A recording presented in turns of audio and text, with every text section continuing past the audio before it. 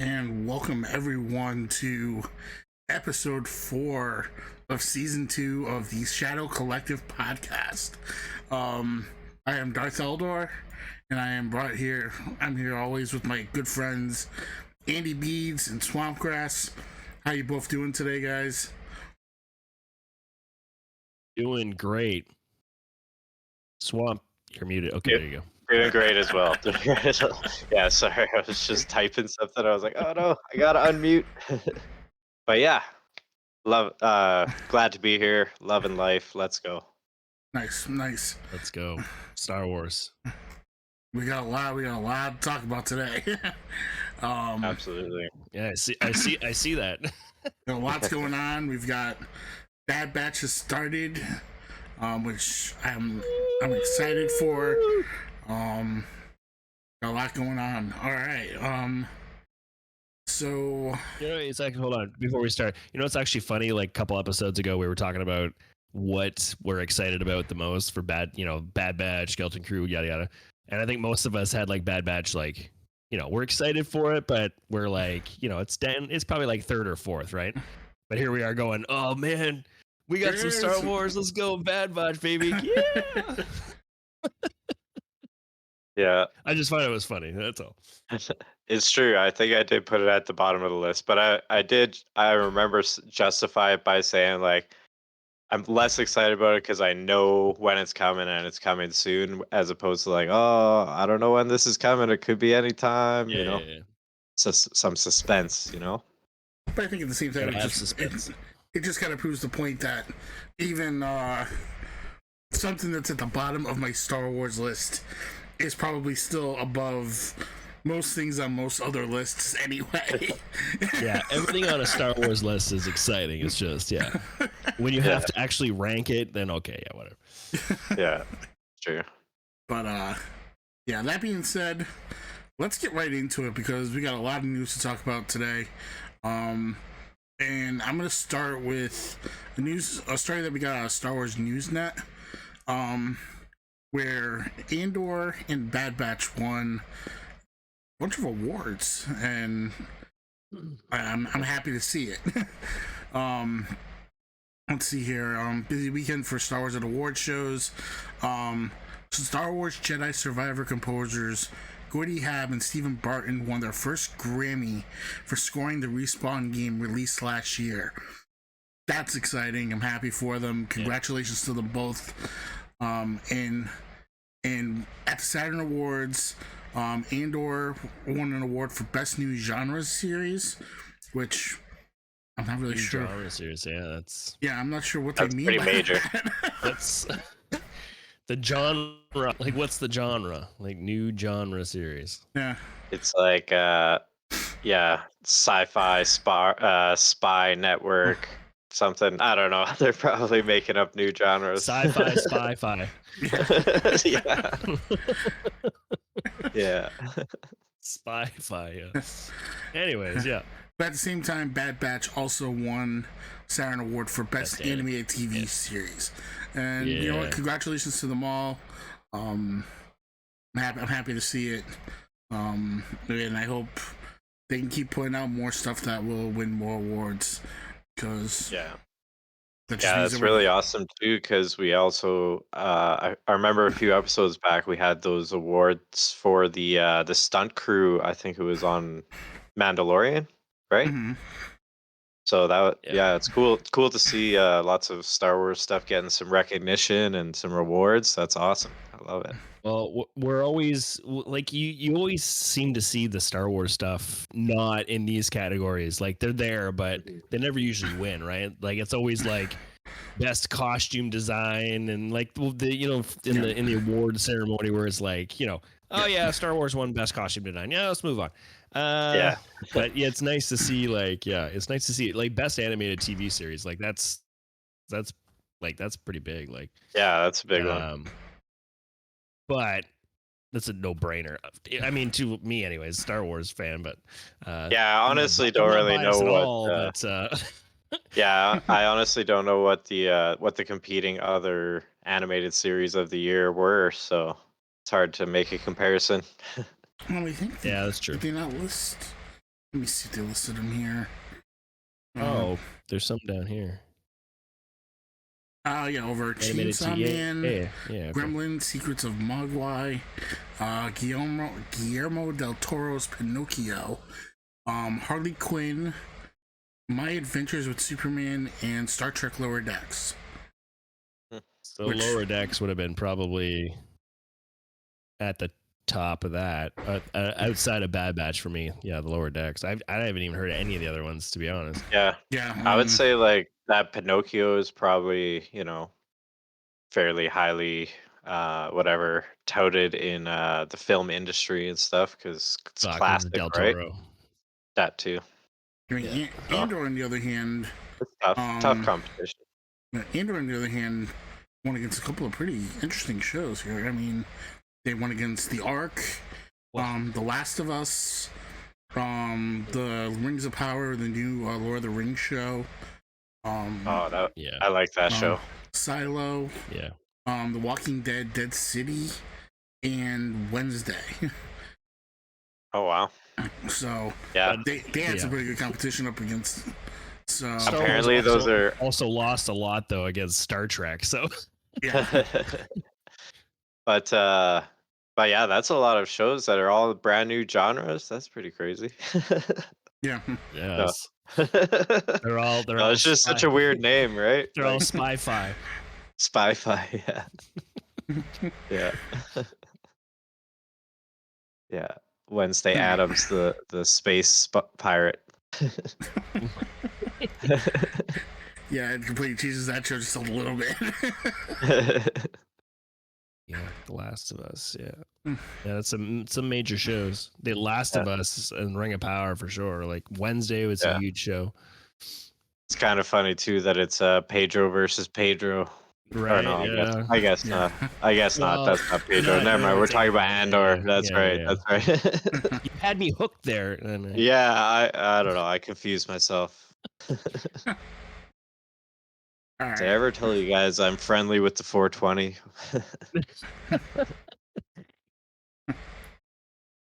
All right, so moving on to the next story here. Let's see, we've got Stellan Skarsgård, another story here from Star Wars News and that.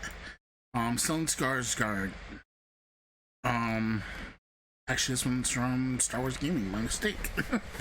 Teases a satisfying season 2 of Andor amid anticipation and delays. Again, another.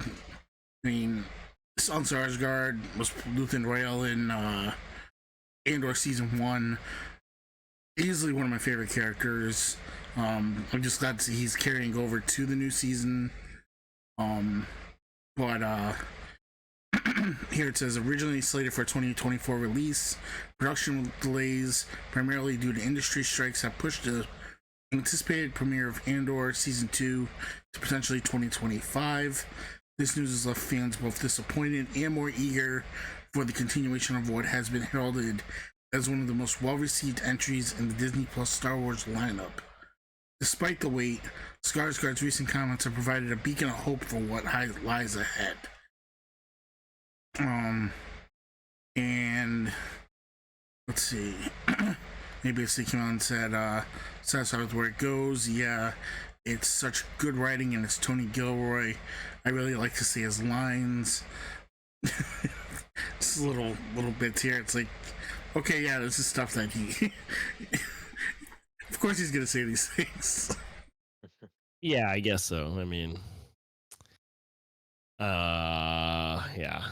But I mean, overall, I mean, end of the day, I mean, obviously people they're right to do this. You bring it out, you keep people a little excited for the show coming up, and I mean, I think Andor is one of the things that we all want to watch right now at this point. Well, this is my most anticipated. So I'm an Andor fangirl. I mean, boy, like I love the whole. I loved it all. Like the slow play, the build up. Like I loved the storytelling was amazing. The actors were great. You know, there was so much, and there's so much more. I can't wait. Like that's me. I'm disappointed, of course, but I'm just more eager now to get it going and watch it because it's gonna be great. And it's like I said, for me, it's just surprising because when they first announced it's like Andor, I don't care. I know we all. I think we all were like that though. What are we gonna do with this show? Yeah. Like, where are they gonna go with this? This doesn't make any sense. Why are they picking a character like this to put it? It's just a show. Yada yada. La, la, la. Yeah, when I first heard it, I was pretty excited because I know he's like a really gritty guy. Like he's, killed people for the rebellion and stuff like that. So I'm like, yeah, this is a hard dude. This is gonna be a, pretty intense show. But yeah. I do have a prediction, guys. I do have a prediction. Oh. You know his little droid that he has in Andor? A2SO? Yeah. I think or no, the little one. The little Is one. it like in Andor? Oh, the little red. The red one. Yeah. Oh yeah. Okay. What's his The name? sad one. So I have a feeling that something's gonna happen to that, and then he's gonna put its consciousness into K2SO, and he's gonna become K2SO. That's my prediction. I mean, it could, because I mean, this has already happened in Solo, where the droid was put into the Millennium Falcon's I don't know, consciousness or something, whatever is in the Yeah, whatever, the data bank or whatever they call it. Yeah. So yeah. I mean, so that's my prediction. That's my prediction. I mean, it's definitely not out of the question. But I feel like they're gonna do well. I mean, that would make sense. It would definitely make sense. I don't want to see them. I don't know. I don't want to see them do something.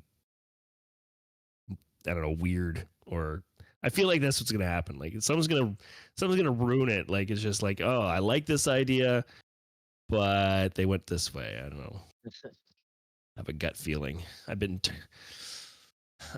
disappointed. It never happens. Never happens. Never happens with Star Wars. Yeah. I mean, we'll see where it goes. I mean, we know he's going to meet K2SO in this season, so yep. I mean, it'll be very interesting to see how it plays out. I mean, we know we're going to see probably more Saw Gerrera. We're going to see more, Andor. We know Andy Serkis is coming back. We're going to see K2, so Andy, Alan Tudyk. Yeah, I mean, like you said, they've already said Andy Serkis is going to be there. I mean, I'm looking forward to seeing Skarsgård myself. He was easily one of my favorite characters out of this series that I was not expecting to happen. It's just and that's what he said. Like, he says it right there. I love saying his lines. I like saying his lines, and I mean, it showed like that whole speech that he did in that one of those episodes there. Like, it's crazy. Like, and he's such a great actor. He's like anything that he's in. Even that whole family, to be honest, the Skarsgårds, like, they're all amazing actors. Mm-hmm. But they deliver stuff so well. Right. But anyways, yeah. Gonna be good. So, on to the next story here. And this was a big one. This was coming out of Star Wars News Net. Gina Carano sues Disney and Lucasfilm over wrongful termination. Lawsuit funded by Elon Musk. Gosh, like, are we done with this already? Like, it's just honestly, who cares? Like, I mean, I think we still have to bring it up. No. Like, I'm not saying that we can talk about it. I'm just saying, like, it's not. Like, I mean, like the people don't care really. Like, it's a lot se. of people have moved people on. are They keep like they're Gina Carano's coming back. She's gonna sue everything. Oh, Elon Musk is involved now. Why? Like, everybody loves dirty laundry, don't you know? Well, I know that, and that's what X is now, or Twitter. Yeah, right. Yeah, it's, he bought it because he's like, everybody should have a voice. Well, it does say she seeks to be recast, which is to me interesting. Like, that's kind of a That's I don't not know. gonna happen. I You're doubt that dragging your ever name in the works. dirt. Like, no. Yeah, I doubt that ever works. Like, I'm taking you to court. I'm gonna sue you so that you So you employ give me me. my Like, no, job back. it doesn't work that way. I don't think. Like, maybe I'm wrong. I don't know, but that just seems really weird But to me. I doubt up here in any Canada, company Swamp, would do up that. here in Canada, that's the way it should be. Yeah, like they're not going to give the job back. I don't know where ever anywhere else, but Like, could doesn't you seem. imagine how bad of a work relationship you would have? It's like after you sued the companies to Yeah, get your job yeah, back. Like, yeah. Your trailer would be an outhouse. yeah, Um, yeah. Your coworkers would definitely respect you quite a bit for sure. Yep. I think I have to at least say one thing. I kind of at least understand why now. You have our good friend to Star Wars, Apollo Creed, who just passed away. He's no longer there, and we're not going to have Grief Karga anymore. And the ability to have a Cara Dune return, I can understand. So I can at least understand why this is happening. Well, I could understand it if that's what the company wanted, but like for her to just want that, I feel like that's not really her place. And let me finish. Okay, go on. I do get the whole idea. I'm gonna give you my hot take. I do believe she was wrongfully terminated.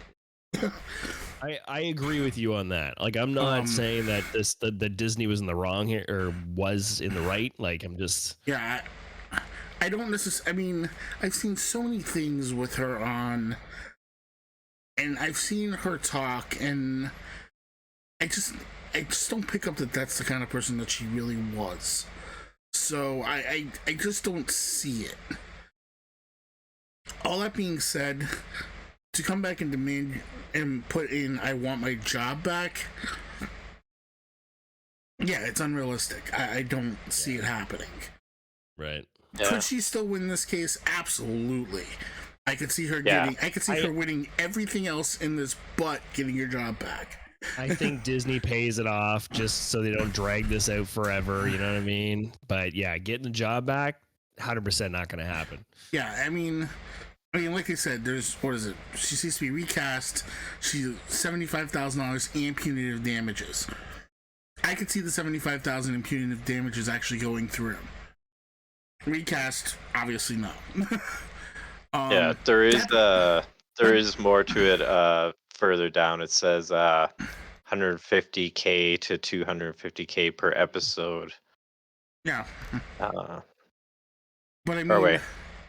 on top of that, you guys were saying, well, I mean, obviously, Disney might treat her bad, but she had a great working relationship with Favreau, Pascal, everybody on the set.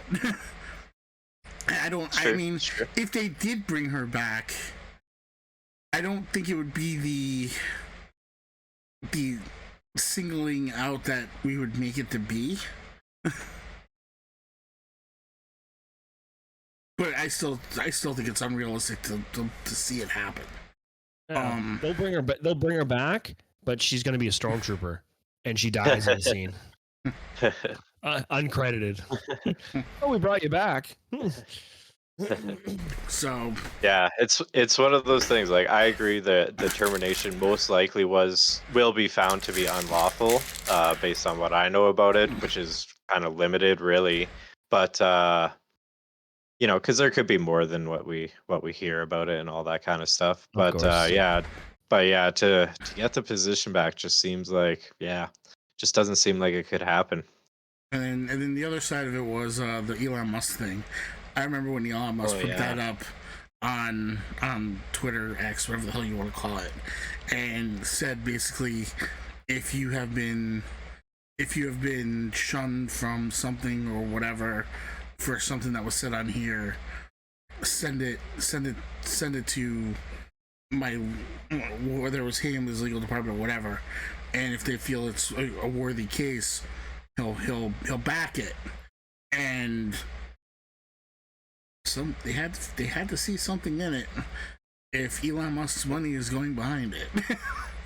Yeah. So, yeah, that's pretty good. I didn't realize the Eli Musk like connection there, like why he would get involved like that, but for it to be like a sort of due diligence of covering what can happen with X being such a potentially toxic platform and stuff like that. That's actually kind of cool. yeah. I So, respect that. I mean, I can see. I mean, it's pretty high profile. So, Yeah. I think you're gonna find a lot more people suddenly saying, "Oh, wait a minute! I thought he was full of shit." He's really doing this. You might find out he might be funding a few more cases before this is over. Yeah. So, Rosie O'Donnell. maybe not so much. But I mean, yeah. That being said, I don't want to push too hard into the story because I don't want to play into the politics of it. But yeah, I'm not gonna say that I don't see it. So Would we love Cara Dune to come back? Of course. yeah, Is it gonna absolutely. happen? Probably not. Yeah, and sadly that's the case. And it's sad. It is because it was a great character. Great character. I Sure. mean, I thought she did a great job with the character, and it's a shame that she's gone. But we all know she's just not coming back. and it's what are we gonna do? So Oh, that's okay. I bet Donald Trump is watching this case with anticipation, ready to sue all of America. yeah, Everybody. and on to the next one. Let's start that friggin' train. All right, so the next story. Anybody else want to take one over, or Yeah, I'll do one here. What do we got? Oh. it The was? Instagram one. I kind of just did to click it. It's just the announcement that was there.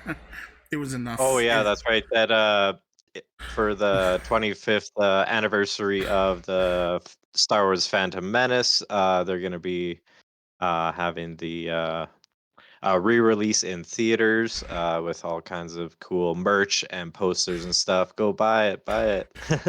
Yeah, they made new I know. posters. Yeah. Yeah, new posters. Yeah, I'm sure in the theaters they'll have all kinds of neat 25th anniversary Star Wars stuff. So could be worth checking out. Could be. That'd be cool. Yeah, I mean, it's probably at limited theaters. Probably, is that what it says? I'm not sure, but usually with stuff like this, it's like they don't play it at all of them. Mm. Obviously, Yeah.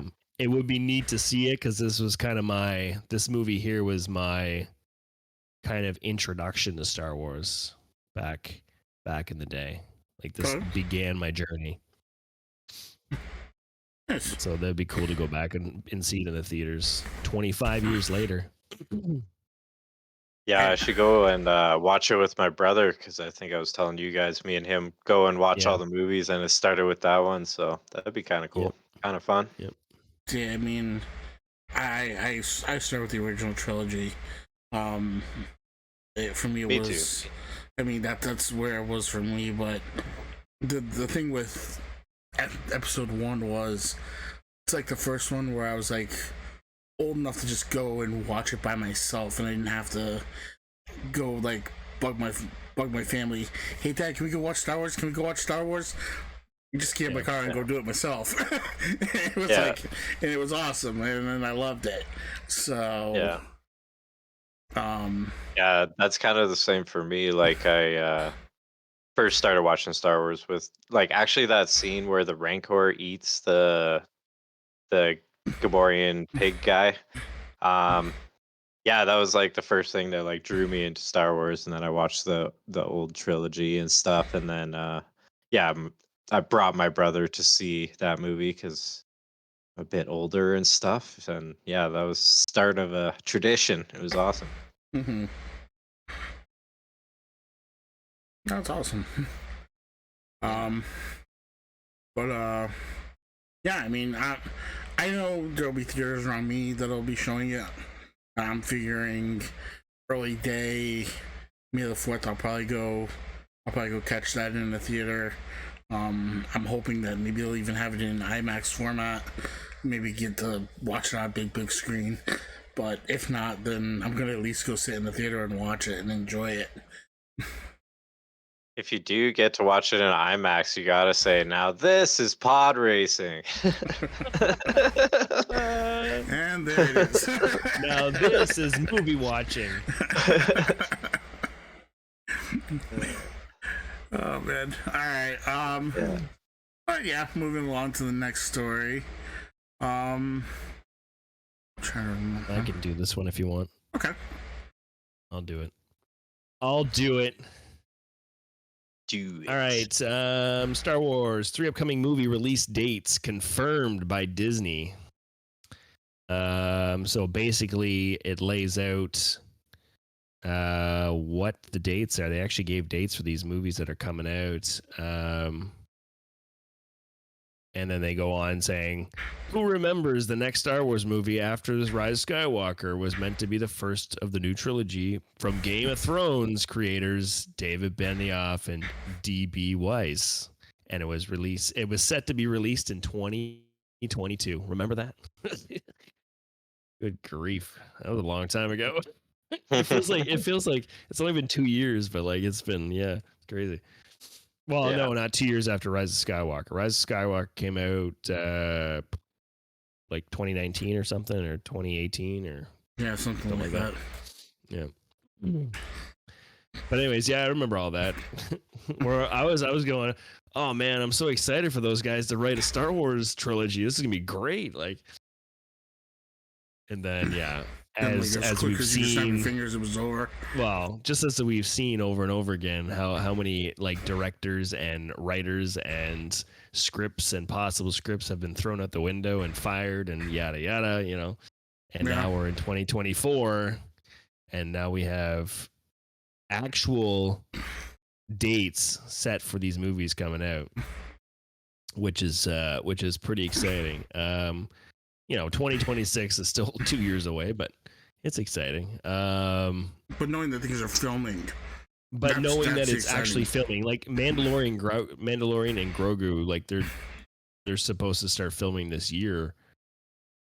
Later this year, apparently. That's what they're saying. So yeah, but I mean, same with the Rey movie. That's supposed to be going this year too. Is it? Yeah. With I think that's supposed to start in April. Possible April 2024 production start date. Yeah. So it's a production start. That's not filming though. I think they're just starting production of it. Like, but the Grogu one, I think they're supposed to start filming. I'm excited. I'm definitely excited for it. So Mandalorian Grogu, May 22nd, 2026. And obviously, I feel like these dates are tentatively speaking. Like, I feel they're probably may or may not. I don't know. We've had so much disappointment with dates and stuff. Like, I feel like they're just going to change it at some point. But yeah, I think the article though is saying that that Disney released 3 dates and they didn't say which one is which, and then they're just trying to figure out like which ones are which dates, and trying to piece together which one's which. So they're saying like, we think this one is May 22nd. Well, well, I think they're basing it off of what we feel like that's going to go first. Like Mandalorian Grogu is going to be the first one that's coming out. So obviously that's the first date that's going to be there, and then makes sense to put the Rey movie after that, because before Grogu and Mandalorian Grogu was released, saying that it was coming out, it was going to be the Rey one that we all thought was going to happen first. Also, too, I just noticed that's kind of like close to Christmas, like just before Christmas. And I believe with the sequel trilogy, all of those were released just before Christmas as well. Right. So there's some, Connection. strong reason to believe that could be the case. It could be, yeah. Yeah. Yeah. And then the Mando verse crossover or Dawn of the Jedi. They're saying possible December 17th, One of those two. 2027. So the one thing that I actually read the bottom here, on the front of the Mandoverse crossover, Filoni is currently working on Disney Plus's Ahsoka season 2 and will be assisting with more projects, including The Mandalorian and Grogu. So was that announced that he was already starting season 2? When was that announced? Do we know? I do think I remember hearing or having that in one of our things before, that they did announce it. It was finally made I official. don't remember. It was finally made official. Okay, I must have missed that then. I don't know. Unless we said it and I'm totally drawing a blank right now, but I feel like it was really close to the hype of like the airing of Ahsoka season 1, and that's how it kind of got like mixed in with everything. No, was that the last thing I heard? No. The last thing I remember was like Rosario Dawson saying something that she wasn't sure if they were going ahead with season 2, and then yeah, and then then it was quite a few weeks after the first season, and we were like, wow, they still haven't confirmed anything yet, and people were starting to get a little worried, and it's like all of a sudden out of nowhere, I remember they confirmed it, but now I'm trying to remember where it was. yeah, I don't. My memory is not good.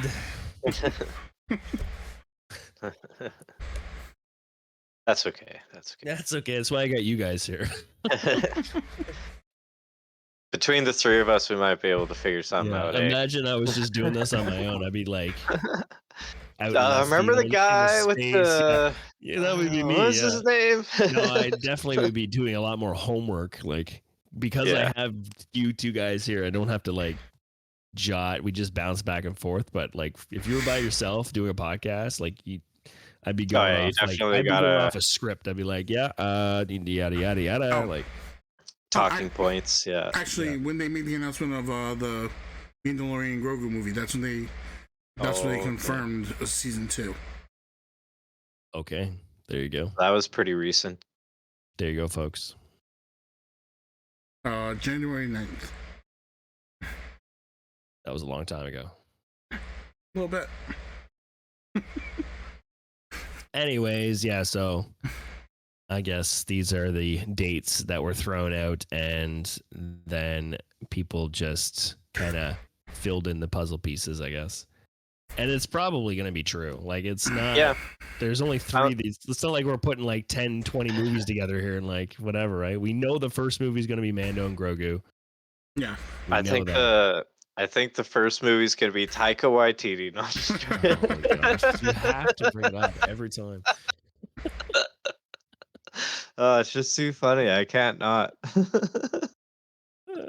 We're gonna like we're gonna see like another date in there. It's gonna be like Taika Waititi. New date before any of them. I have the first script of the first page. I still don't know what's going on, but here I got something. I typed the first word of the first page. I put my name on it. I know, directed by. And I was surprised to see it was me. Oh gosh. Yeah.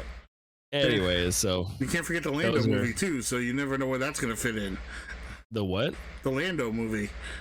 Oh yeah, that's yeah. Well, obviously that's not in the list because this is like didn't Disney put out a list of all the movies that are coming out and actually like none of the Star Wars movies were on there? Yeah, I did see that. Yeah, I thought Star Wars movies were on there. They were just untitled Star Wars. Maybe. Okay, that might have been it, but yeah, maybe. But I know at the start of the year, the first podcast that we did, we had that sort of somewhat official list from Lucasfilms, and it didn't have anything about Lando on there. So, like, as far as like coming up this next year, that is. As of now, where's the 4th date? I just read the top of that too. It said there's 4 dates. Oh, really? Yeah, it said. Hold on here. Wait. As of now, Lucasfilm has not yet confirmed which of the 4 announced movies will grab each date. Oh yeah. So I So I guess three dates with 4 movies. there's one movie that's just sitting out in left Yeah. field right now. So, I would say it's probably between whatever the third movie is going to be. It's going to be between those 2 movies. Yeah, Mandoverse crossover or yeah. Now that makes sense. yeah, Okay. that's probably the toughest For one the to title. choose. Yeah, that's probably the toughest one to like figure out which one is the one that's floater. I think the Mandoverse one would be a floater, to be honest, because Yeah, that's true if because they're they already already have doing him. a Mandalorian Grogu, like you're not going to put a Mhm. Mandoverse crossover right away, too. Yeah, yeah, and gives them time to figure out when Ahsoka's gonna happen, season Right. 2, and Yep. yeah, Or whatever other spinoff they want to do off this Mandoverse. Like yeah, maybe that's what they're going to do with Cara Dune. Do a spinoff. yeah. Just call it Dune. Dune. Wait, you can't do that. No, they can't. Star Wars Dune. Star Wars Dune. Uh, have a picture of a Sarlacc on the front of it. It's like riding the Sarlacc. All right. Next news. All right. Moving on. Let's see. So this is another one we've gotten out of Star Wars News Net. And it was related to the Bad Batch. Back when the trailer came out. It says creators leave the door open for Asajj Ventress and Republic commandos to reappear. It says here, following the reveal of Asajj Ventress for the Bad Batch Season 3, producers Jennifer Corbett and Brad Rouse spoke with the direct and left the door open for Ventress to possibly appear in other media. The pair also touched upon the 2005 video game Republic Commando and the character Scorch, and whether or not Delta Squad could appear in future projects. And then they go on and talk about how, I mean, obviously it dropped a lot of jaws when Asajj Ventress showed up in the trailer. I still gotta put mine up. And how she's back in the story. What were they talking to? Brad Rao, the producer, said we talked with our creative team to figure out what we could bring her in, to figure out that we could bring her into the storyline. We were very excited. We pulled designs from unaired arcs of the Clone Wars, which inspired the novel Dark Disciple, and we're not contradicting anything that happened in Dark Disciple. But I will say that not all of the answers to the mystery of interest will be told in the Bad Batch show. There may be future answers down the road in something else. But it was really great to have that character in our show to interact with our characters. It was really cool. That's exciting. Yeah, I like that too. Yeah, Like I mean, to hear that there's potential for more awesome animated stuff around this era. But Sounds then pretty again, cool. so that does that explain, like, it kind of takes some of the suggestions that we had, like some of the, where like, how did she come back? What's she back for? Like is this flashback? Did she come back? So like right there, that's telling me that it seems like it's in the timeline and she came back to life. Like, you know what I mean? That's what I'm getting at. Yeah, I could see that interpretation. See, that's not how I interpreted it, because the main thing, the big thing that he says there is we're not contradicting anything that happened in Dark Disciple. Which, yeah, I know she dies in it. But that's what he's saying is that she must be revived, or maybe she's something to that revived. Maybe degree. this is like the Night Sister stuff now. Like it's, I don't know. Like I'm like, it seems like they want to do more with their characters. So whether maybe they bring Dark Disciple to life, like I don't know. Maybe that's what they're trying to do. Like maybe that's what they'll do. I don't know. Like They probably went to whoever they said the story guys, and they're just like, "No, dude, we didn't have a body. You can bring anybody back to life. Like- Let's go." obviously they're trying to figure out what their next animated TV show is going to be, because once Bad Batch is done, they don't have an animated TV show anymore, so they got to figure out something. But like, I don't want them to. Obviously, they've already said they're not contradicting anything, which is great. That's fine. So yeah, I don't know. Just But seems this like art, based on what they said there, they do have other animated works that they, potentially are looking towards, because they said if they do like a Republic Commando thing, that'd be, bring the Commandos and do something like that'd be pretty cool. Yeah. Either that, or I mean, that could also that could also be the game that they're working on right now with EA. That's true. Because they're talking about the big game that they have, that big open world game, that's not another Battlefront. But you tell me that it's you're basically bringing in Republic Commando 2 or something. Yeah. You want to talk about somebody fanboying about something, you might get me fanboying about that a little bit.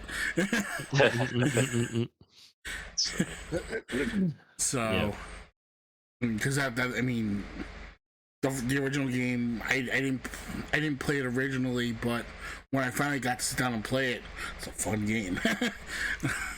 So, no, I played through it too. Yeah. But yeah, another big takeaway from this article is that, like Andy was alluding to, they're not going to explain how she comes back into the story. I feel like that. Yeah.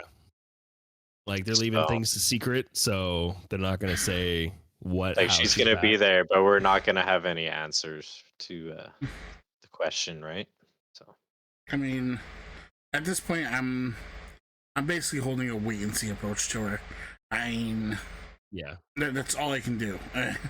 I figure, and like a lot of people that have read Dark Disciple is probably doing the same thing. They're like, yeah, okay, like, well, we're gonna see what we're gonna see what they're gonna pull out of a hat here, and hopefully it's for the best. And yeah, and that's the thing, because I've read it, and I know what I read, so it wasn't telling you something different. No. Yeah. So I still want to know where they're going with this, how they're making it happen. I mean, obviously, like I said, if it's a flashback, hey, fine. Well, the flashbacks you like, because I get it. You can do it and keep them interesting, but just don't sit here and tell me all of a sudden, oh, I never died, nothing ever happened, everything is hunky dory as it always was. Yeah, no, it's not.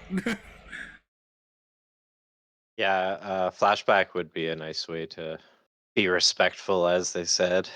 Yeah. So, I guess we'll wait and see. But either way, like having Ventress back is pretty cool though. Like, it's she was always one of my favorites. I'm definitely looking forward to it. I mean, it'll also be interesting to see if it is a flashback.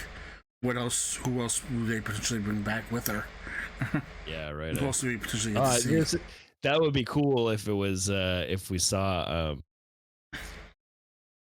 drawing a blank, the other guy, Quinlan Voss. the other Jedi, Quinlan.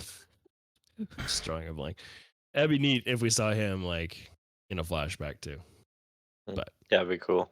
Yeah. I mean, it probably won't happen. I'm just spitballing right now. And my big thing is, maybe they run into Quinlan Voss now, and he's just going, and this is his flashback. So maybe, yeah. Which that would be amazing, because people are interested in what happened to Quinlan Voss. I mean, he got mentioned in the Obi-Wan series, so we know he's still around. He survived Order 66. We still nobody has ever touched the topic of what has happened to him. So there's a story to be told. Tell us. Yeah. Just tell us, yeah. But yeah, that's what all I got on this issue, on this story. Yeah. Yeah. Sorry. Asajj Venture's cool. Republic Commandos cool. All right, let's go. Yeah. Well, they said something about Scorch too. Scorch being like he's gonna be. Actually, we've already seen him. Like, well, spoiler alert. Maybe we won't go there yet. Well, I already said it. So, Yeah. I'm so bad at this. Anyways, yeah. Republic Commandos. Moving on. Anybody else want to cut this one, or do you want me to? Hold on 1 sec. I'll I grab got the it up. next one. I got it. I got it. You do the next one. Okay. All right. So this was a kind of a one, I guess. Like now we get kind of a tentative date they're targeting for the Acolyte. Sorry, I didn't even say the title. I was like, what is he talking about? Okay. So the Acolyte reportedly targeting June 5th release. Michael Abels to score. So do you guys know who Abels is? I don't know. I've never heard of him. Off the top of my head, no, but Not specifically, but it does sort of ring a bell. Like the name kind of rings a bell, but not to say like, oh, I know him from this or anything. But yeah, and then he says, hearing that Michael of Nope fame. I guess he was scored the movie Nope. That's what it says down there. This is an American composer and arranger who specializes in concert orchestral music with elements of blues, jazz, and bluegrass music. That would be an interesting approach to bring to Star Wars. Star Wars, eh? Jeez. I'm just saying. Cool. Yeah. So, just a couple of weeks after reporting on a summer release window for Leslie Headland, the Acolyte Collider is back with an update. According to them, Lucasfilm Disney, not and, has set an internal date for the show to come out on Disney Plus June 5th. Disney reps did not confirm nor deny the date, of course, to Collider, which makes sense as they will be holding this as close to the vest as possible until they officially announce it. Of course, this is what Star Wars does.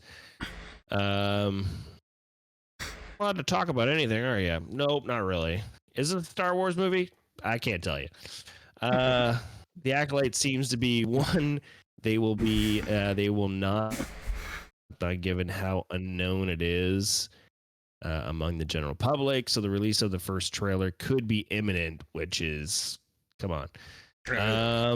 Inside, I can't wait. I can't wait to see a trailer. I want to see one.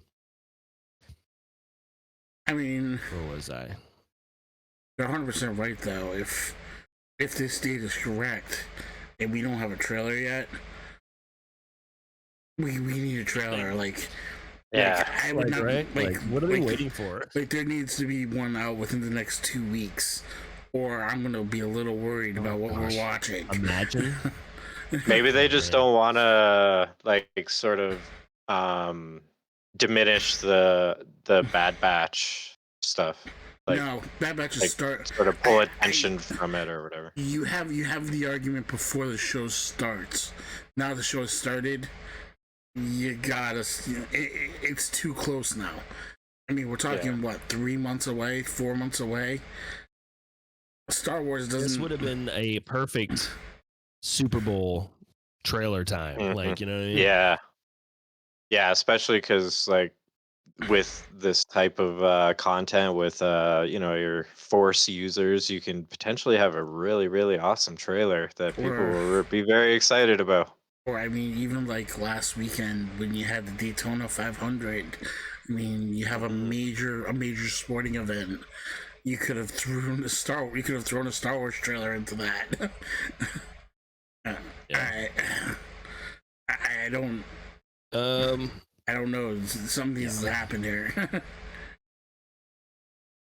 Let's see. So we talked about Michael Abels and for the film. His work on Nope, Jordan Peele movie. Yeah, I'm seeing here. It was also Pretty He Little also did the Liars. Get Out, Us, Allen versus Pharaoh, Okay. Bad Education, Yeah. Detroit. Detroit. Yeah. I mean, I'm looking at a lot of these and I'm saying not a lot of this speaks to fantasy, and a lot of this feels very, what's the word I'm looking for? Well, it's okay. Well, So there's like okay, hold on one they're sec. saying. I'm not Whoa, saying. One whoa, sec, whoa. one sec. I have to interject one thing. One of them is not called Allen versus Pharaoh. It's Alien versus Pharaoh. Alien versus Pharaoh. So that does change it to more of a sci-fi thing. No, because No. I'm reading it here. It says Allen That's what versus Pharaoh. it Nope says in is a the article sci-fi one. Alien. Nope is about aliens too, I think. Allen versus Pharaoh, a documentary. Oh, well, in the article it says it says Alien. It's about the case between Woody Yeah, Allen it says and Mia miniseries Farrow. Alien. Miniseries Alien versus Pharaoh. That's what it says. Yeah. Is it supposed to be Allen versus Pharaoh? It's supposed to be Allen versus Pharaoh.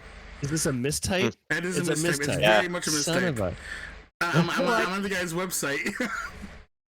This is on Sportsnet or Sportsnet. Sportsnet. This is on Star Wars Newsnet. Son of a. Okay.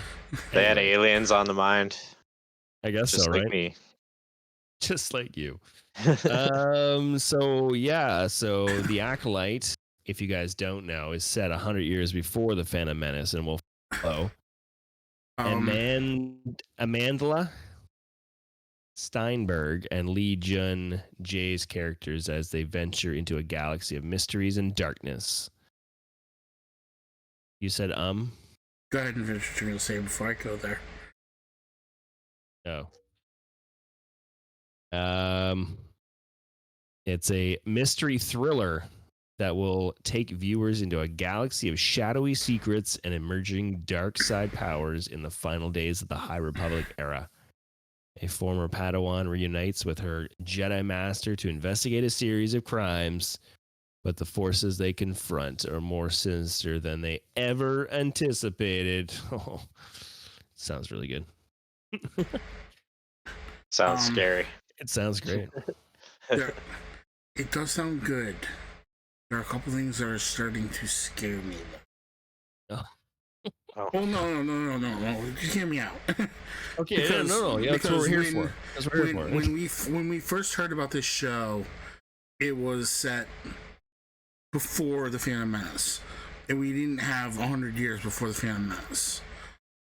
And it was like, well, I mean, there's a chance you'll see Yoda, and then all this stuff going on.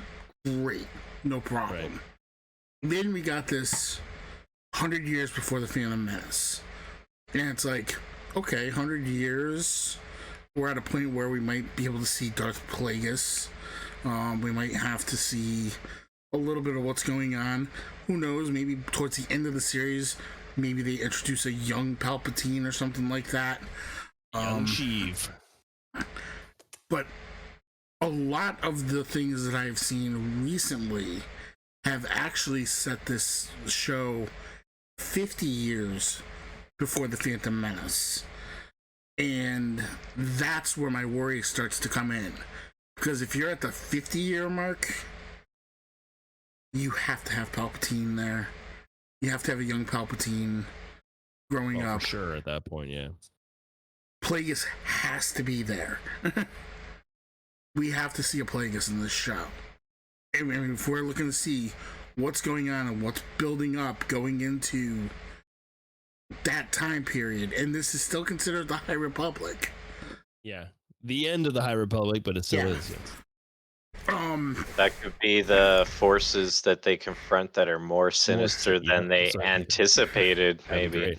But we're now sitting at a point where Yoda might need to at least be sitting on the council, not necessarily the Grand Master, but he might have to at least be. He's a member of the Jedi Council. And at this point, training Count Dooku.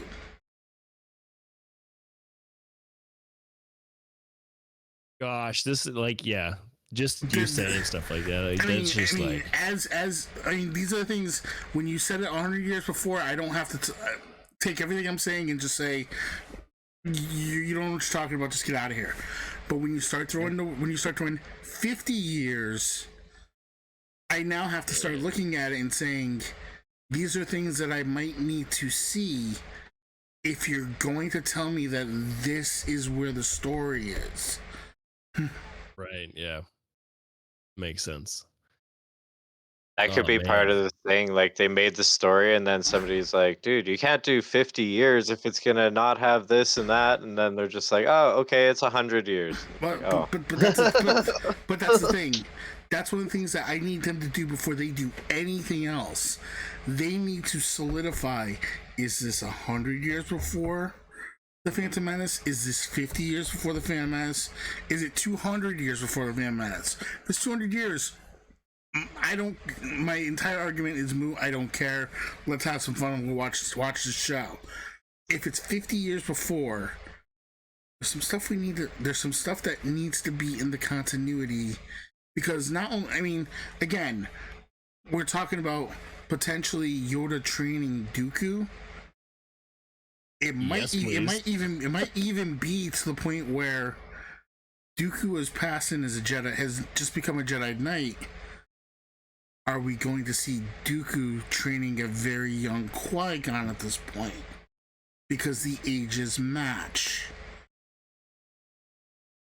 Oh, there's so much, so much potential. Yeah, there's so much stuff. So it's something you really have to think about. You can't skip over these things and tell me it's at 50 years before the Phantom Menace. Because if I'm noticing these things, the real sweaty nerds about Star Wars, they're gonna be all over. There's details I haven't even thought of yet that they're on top of. Right. And it's like, whoa. You guys better be on top of what you're doing here if you're going to say this is 50 years. Right. Well, this is why they put Dave Filoni in the position that he is in now, right?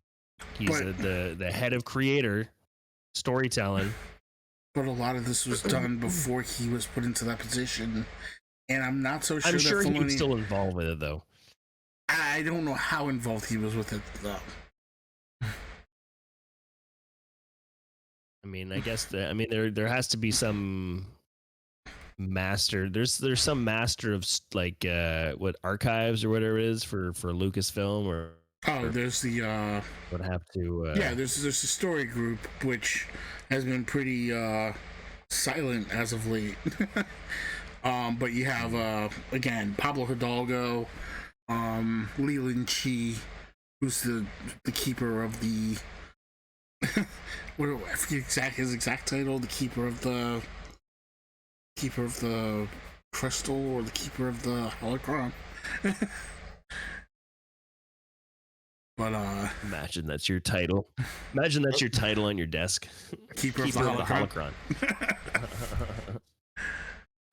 But yeah, it's like as long as you're careful, I'm okay with it. Just be careful. Yeah, for sure. Like it'd be cool to see these young characters, right? Having Dooku being trained as a Jedi, or having a young Qui-Gon Jinn, very again, young. Like I'm not saying that these people have to be the focus of your show. No, but they should be named. They should be around. They should be, maybe a cameo. Oh yeah, Qui-Gon's getting trained over there. You know what I mean? Like or that's all you need. Or there's Master Yoda over there. He just got put on the council. These are things that I would like to see. I would like to know they're there. And again, we're going to the point of this is supposed to be told from the other point of from the quote unquote Sith or bad guy point of view. Right. we better have some. There better be a Plagueis if it's 50 years before Phantom Menace.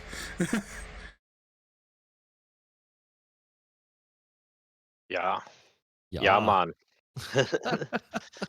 But I know I kind of dominated a lot of that, but No. But you make some good points. That's for sure. Like it's. I didn't know.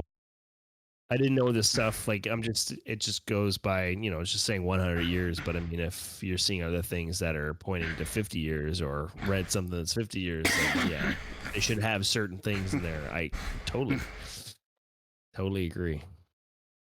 Or you're gonna have all the sweaty nerds going, what did you know what I mean? Like they're it's like gonna go off. It's like I said. I mean, these are things that I just thought about quickly. Sweaty nerds. but you know what I mean when I say it. I understand. Yes, I do. But yeah, I feel like no matter what they do, the hardcores will have something to say, right? Pretty much always do. A better way to put it. And you're right, but and don't get me wrong, you're 100% right, but that's why you have to be careful with how you word some things. And that's all I'm saying is you're making a point to not really set your timeline when you go. It's set before the Phantom Menace in the High Republic era. Now it's at 100 years before the Phantom Menace. Now it's at 50 years before the Phantom Menace. I mean, God forbid something comes out in 2 weeks and it's set 20 years before the Phantom Menace. Now there's even more stuff I need to see going into this because we're at that point. I mean, I might even want to go as far as to say you start pushing into those areas. Are we also looking at potentially a young Mace Windu? Yeah, that's what I was thinking you were gonna say before you said Qui-Gon. Yeah. Yeah, makes sense. So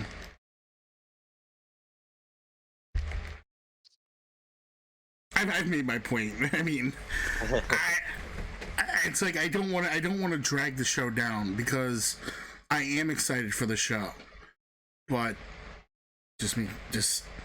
you have your expectations. I want it to be the best show it can be. Yeah, for sure. Fair. It's fair.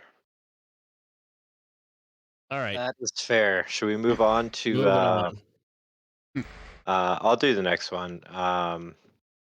All right, we got a new book coming out, or came out, or coming out. Anyways, new book. July 9th. July 9th. Okay, coming out soon. Anyways, new book, The Rise and Fall of the Galactic Empire, to explore the Imperial regime, exclusive. Yeah, so it's just the Rise and Fall of the Galactic Empire, not those other words. That was just the title of the article. Anyways,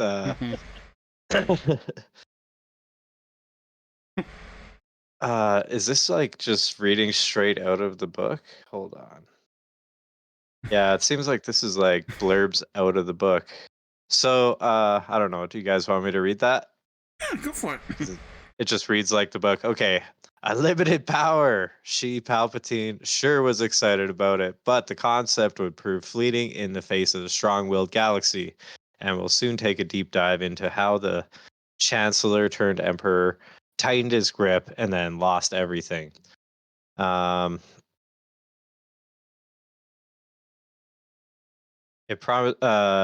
new book promises to examine intricacies of imperial rule, written by Chris Kempshall, a historian and co-author of Star Wars: Battles of the Changed Galaxy, or Battles That Changed the Galaxy. My apologies. It will explore the dark times from stories across mediums, including movies, games, series, books, and comics, with chapters covering every aspect of the Emperor's regime.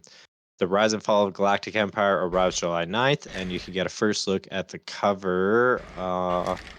Here, I'll give you guys a link in the chat or something. Hello, yeah. All right, and according to the author, the opportunity to focus on the workaday empire. I don't know what that means. Anyways, was the just story he wanted to tell. Basically, I think it's saying like, what is the average day like for the emperor is kind of the idea here. So, In the day of the emperor. yeah. What is a day like in the? It's like it's a reality what's TV the? show. Yeah, what's that? Lifestyles of the rich and the famous. It's lifestyles of the Sith and the famous. uh, The Palpatines. yeah. Palpatine Chronicles. Uh, all right, so there's a couple of quotes here. It says, so much of how we think about Star Wars is based around what we see of the rebels, but that leaves a big empty space for the Empire. Kemp Shaw tells StarWars.com. What was their experience of ruling the galaxy and fighting the war? What would people think about the Empire once it was gone? And then it says, I've always found the Empire utterly fascinating, both as a fan and as a historian. Working on Star Wars battles that changed the galaxy helped me think really long and hard about what in-universe historians might say about the Empire. But it only gave me a taste. I, much like Anakin, wanted more. Yeah. That's what this book has been for me and Beaumont Kin. The chance to fully, deeply explore the realities of the Empire and to show all of you what it looks like up close. This is my first solo Star Wars book, but it's one I've wanted to write for most of my life. Wow. Jeez. So, yeah, look out for that book, guys. Sounds very interesting. I mean, it's an interesting concept. I mean, they are right about one thing. Everything we've seen is from the viewpoint of the Republic, the Rebel Alliance. We don't really. There's nothing out really that shows us the viewpoint of the Empire, so to speak. I mean, given we've had some books that we've had out, like you can read some of the Tarkin novels, the Thrawn novels. You can get an idea of what the Empire is like, but even then, it's not the same as some of the other stuff. Yeah, I was gonna say here and there we get like small glimpses of that, but never like fully immersive story. So yeah. So, I mean, I think one of the few books that came out that was fairly good at the idea of what it was like from that other side was this is what they came out called Lost Stars, and it was supposed to be about this guy and this girl. They end up dating, falling in love and everything, and they both grew up in the Empire. They both go to the academy. They start moving up the ranks, but somewhere along the way, he loses. His viewpoint starts to change, and he ends up turning to the Alliance, while the woman stays strong in the Empire and ends up being at a lot of the major events that we know of during the movies, like was there for the Battle of Yavin, the Battle of Hoth, and was able to see some of the things that we didn't from that Imperial point of view, like when the first Death Star is destroyed, you actually see a military that's actually angry because, I mean, you killed millions of my friends, my family on that Death Star, and I want revenge. Or during say Empire Strikes Back, when they arrive at Hoth and Veer chokes out Admiral Ozzel. He's as clumsy as he is stupid.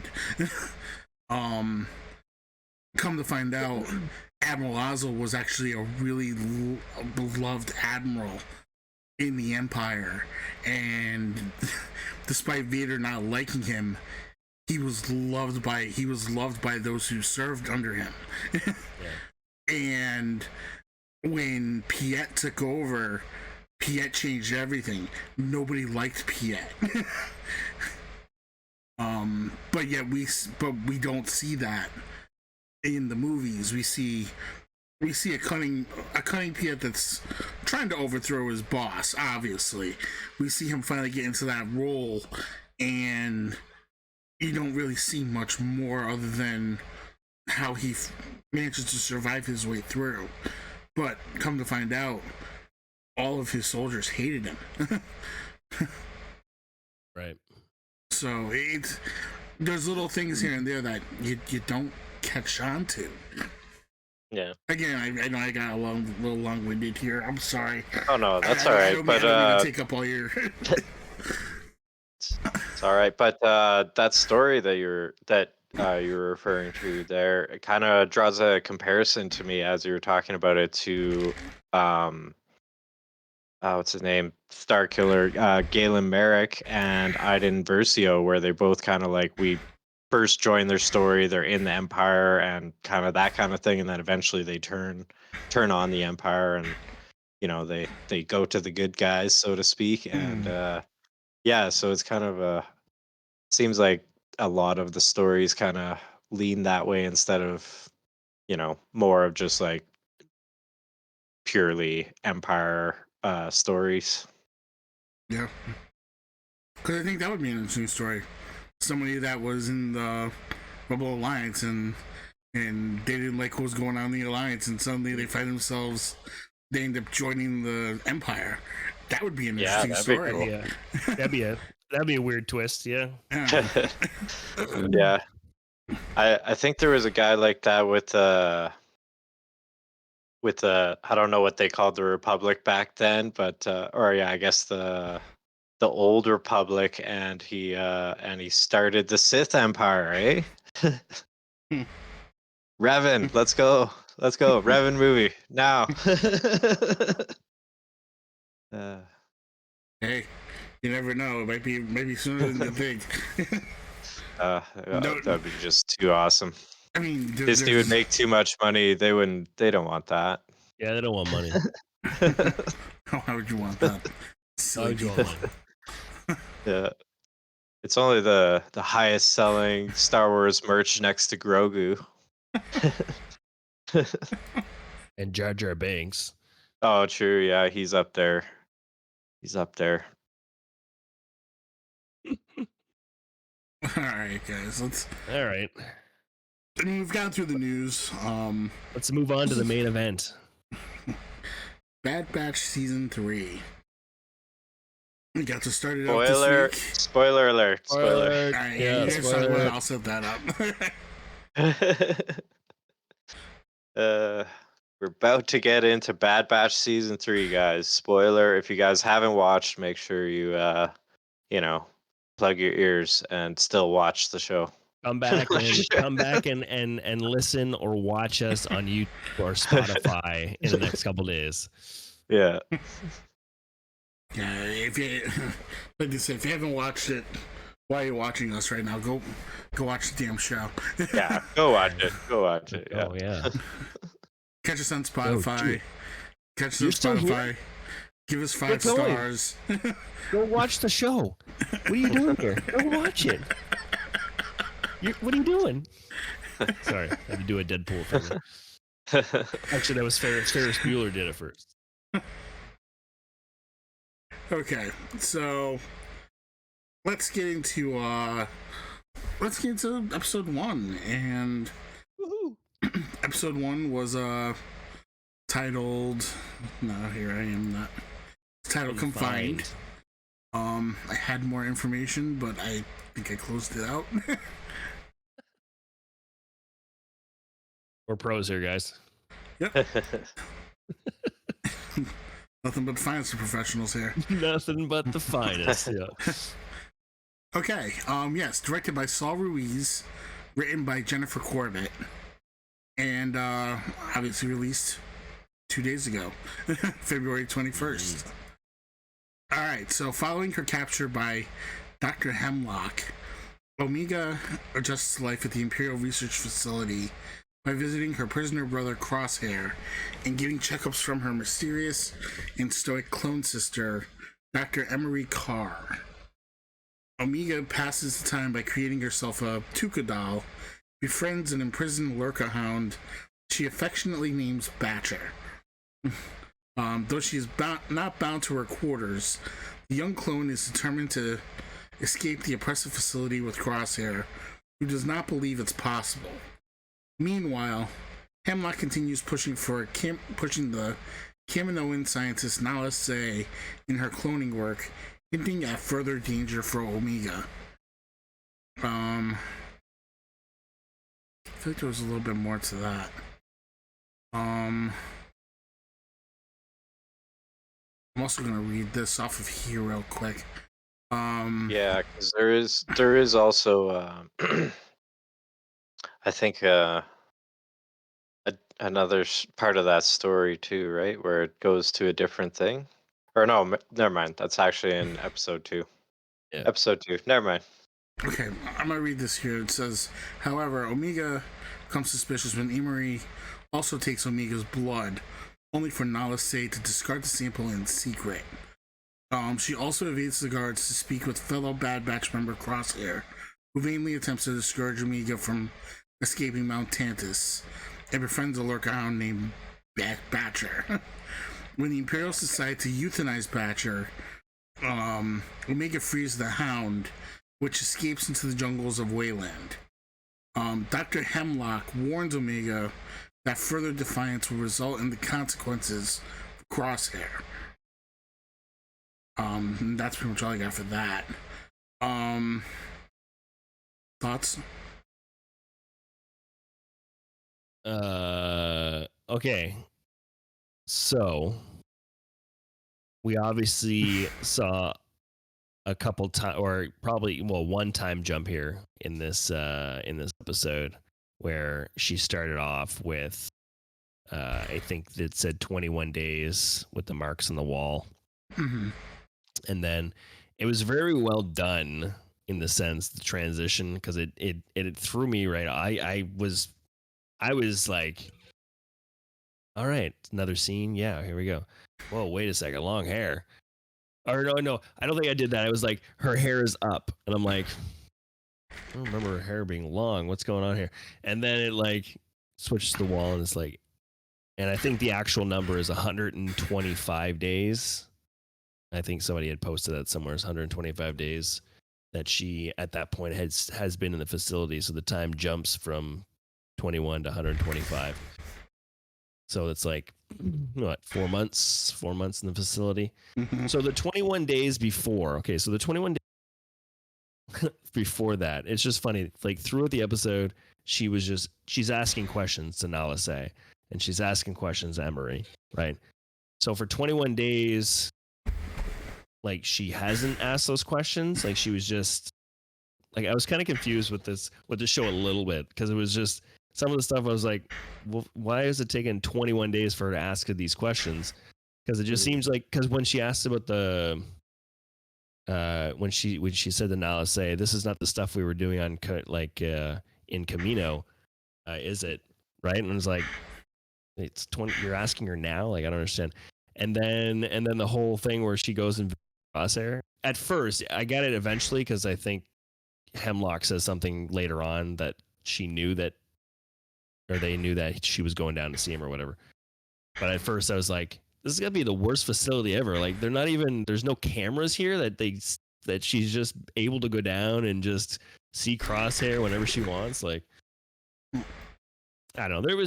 The episode was slow. Obviously, it's setting up things for the next episode or for the next couple episodes. Like when she releases Batcher into the wild, I was like, well, obviously Batcher's going to come back, because there's no point of playing this, this whole scene and nothing comes to fruition with Batcher, right? So obviously later on he comes back. yeah, I don't know. Like it was a good episode. It was a slower episode, obviously. But again, like it was setting up the timeline and just kind of setting up a few different stories for the next couple episodes. So I mean, it was not a horrible episode. Obviously, it was a good episode, but yeah, it was not the best out of the three for sure. Yeah, I agree with that. It's like it was an all right episode. It kind of just set the sort of set the tone for the next couple episodes and kind of uh sort of told us where we are with Omega. But yeah, I didn't notice that with the time jump and stuff. Like I obviously noticed the change in the hair, but yeah, I didn't notice the hashes on the wall. So yeah, that's kind of interesting. And yeah, like you said, with the 21 days, that is kind of silly that it's like day one on day Like 21. it feels like she's there day one, and she's Yeah. like these questions that she's asking. These are day one questions. Yeah, You know, unless she was in that day cell two. for the 21 days, maybe. I I doubt that. don't know. Like Yeah. you're not a prisoner. Wasn't I for the last 21 days? Yeah, what was I doing for the 21 days then? You didn't let me out. Like, I mean, you know, like the questions she was asking are like day one, day two questions. Like, you know, Yeah. I don't know. Maybe not day one, day two. Day one, you're still in like shock. You're like, whoa, you know, whatever. But Yeah, not for some 21 reason days. for some reason at the end of the end of season 2, I was like, "Oh, this Emery Carr, like maybe we're going to, have another interesting character." But no, turns out she's just whatever. I Brainwashed still robot feel like in the long basically. run, but I still feel like in the long run, she's gonna help her out, or she's gonna do something to, I don't know, Yeah, to help out Omega like a little bit, you know. It feels it might still be too early to make that judgment on her. Of course. I understood the whole Groundhog's Day approach they took to this episode. Where over same thing day. Yeah. And like I said, I know you guys heard me say it before, but it almost lost me. I mean, I was not gonna lie, there were points where I was slowly starting to become disconnected from the episode, and it's just like something needs to happen really quick, or because you're losing me here.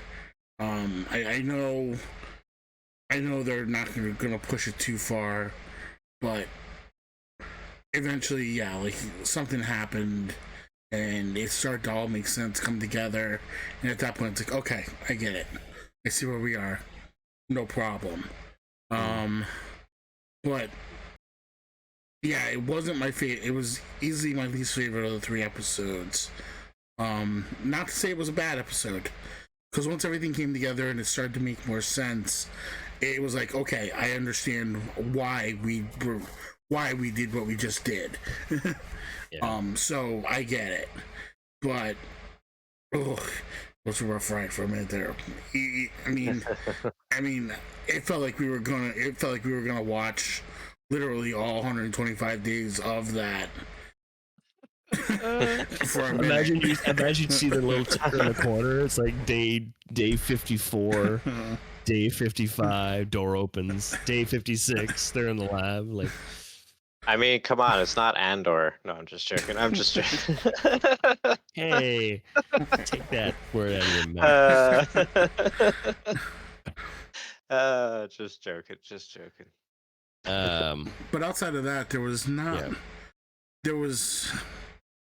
not much in this episode for me to like really. I really went in and dug into it and was like, okay, here we go. I mean, nothing felt. Yeah, it seemed more like a setup episode rather than having any real like meat, you know? Yeah, it definitely was. Yeah, I don't feel like there's anything for me to. Whereas there's a couple of things in the next 2 episodes I do want to bring up. I Just a few? didn't have it here. I do want to say the score in these episodes, man, like especially everything that's on Mount Tantiss, it's so eerie. Like if you listen to the tones and the score of it, like it's just crazy. Like it's like it's giving me like 80s sort of sci-fi, like Blade Runner stuff, kind of, you know what I mean? It sounds really, really, really cool, really eerie. It fits perfectly. Yeah, I They have did a like good that. job with the score. Nice. Yeah. One thing, like I know we've seen Mount Tantiss in the last season, but as somebody that works in like construction, I kind of have been like thinking about Mount Tantiss a lot as far as like how much of an engineering wonder it actually is. Like Yeah. to like build that would be quite a process. And I know like with the Empire, we see lots of really like gigantic high magnitude structures and things like that, but this one's kind of unique because it's like a natural mountain turned into a structure. So yeah, kind of cool. Nice. Yeah, All right, so anybody else have any last things they want to throw in about this episode? I'm ready for the Not next this one. Yeah. There's not much to really say about the first one. Yeah. Let's read the next one then. I'll read that. So episode 2, where did you find the credits part with the directors and stuff? Still have it up here. Directed by Nate Villanueva and written by Matt Miknovitz.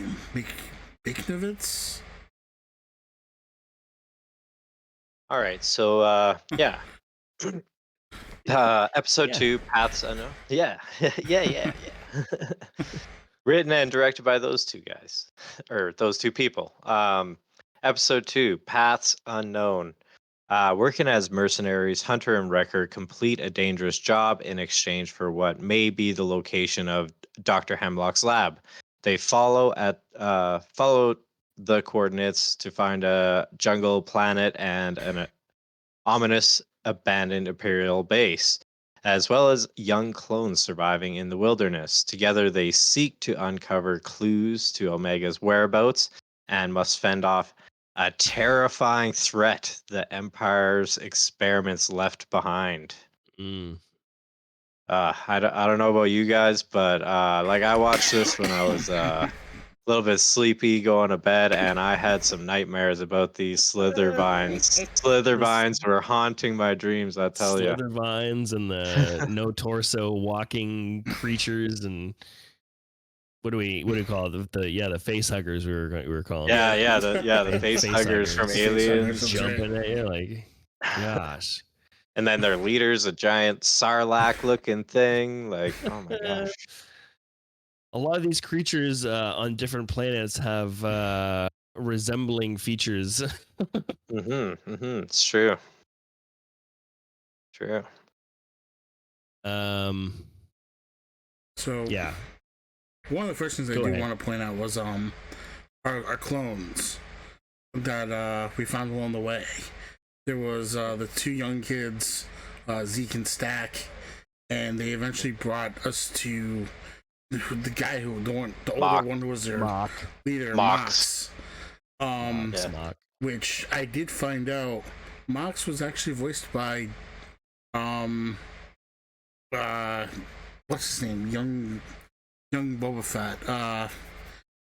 I can't think of his last name now. Daniel. Yeah, I can't think of the name either, but I do know who you're talking about.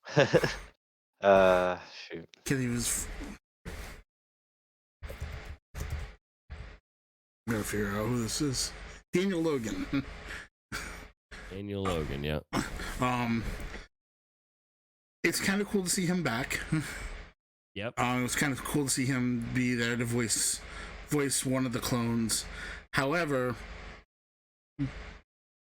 he brought him back to voice one of the young clones. But they're the same. That was a little thing I was getting to. They had somebody else voice the other two clones. Yeah. Why Not couldn't he quite do all close. three? Maybe he's actually one of the 99ers. 99ers. They're 99. You're a 99. Yeah. That being said, yeah, great to have him back, but I couldn't help think about that one for a second. Yeah. That being said, it was also kind of cool to see clones around that age. We didn't really get too much experience with them along the way. Yeah, that's true. Yeah, that's true. So it was kind of cool to see because they knew what they were doing. They had everything.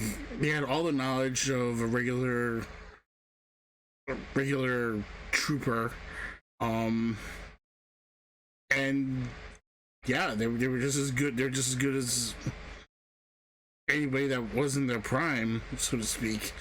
So it's kind of cool to watch. And it was kind of cool how they all kind of like they didn't treat each other any differently along the way either.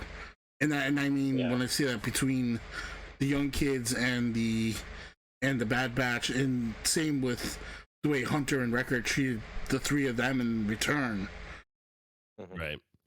Yeah, you could tell they like respected the Hunter and Wrecker for coming back for their squad, right? That's what he says, because they were abandoned by their, who they thought were their friends, and then they see these guys who went all this way, making all this effort to try to find their lost squad member. That's pretty admirable.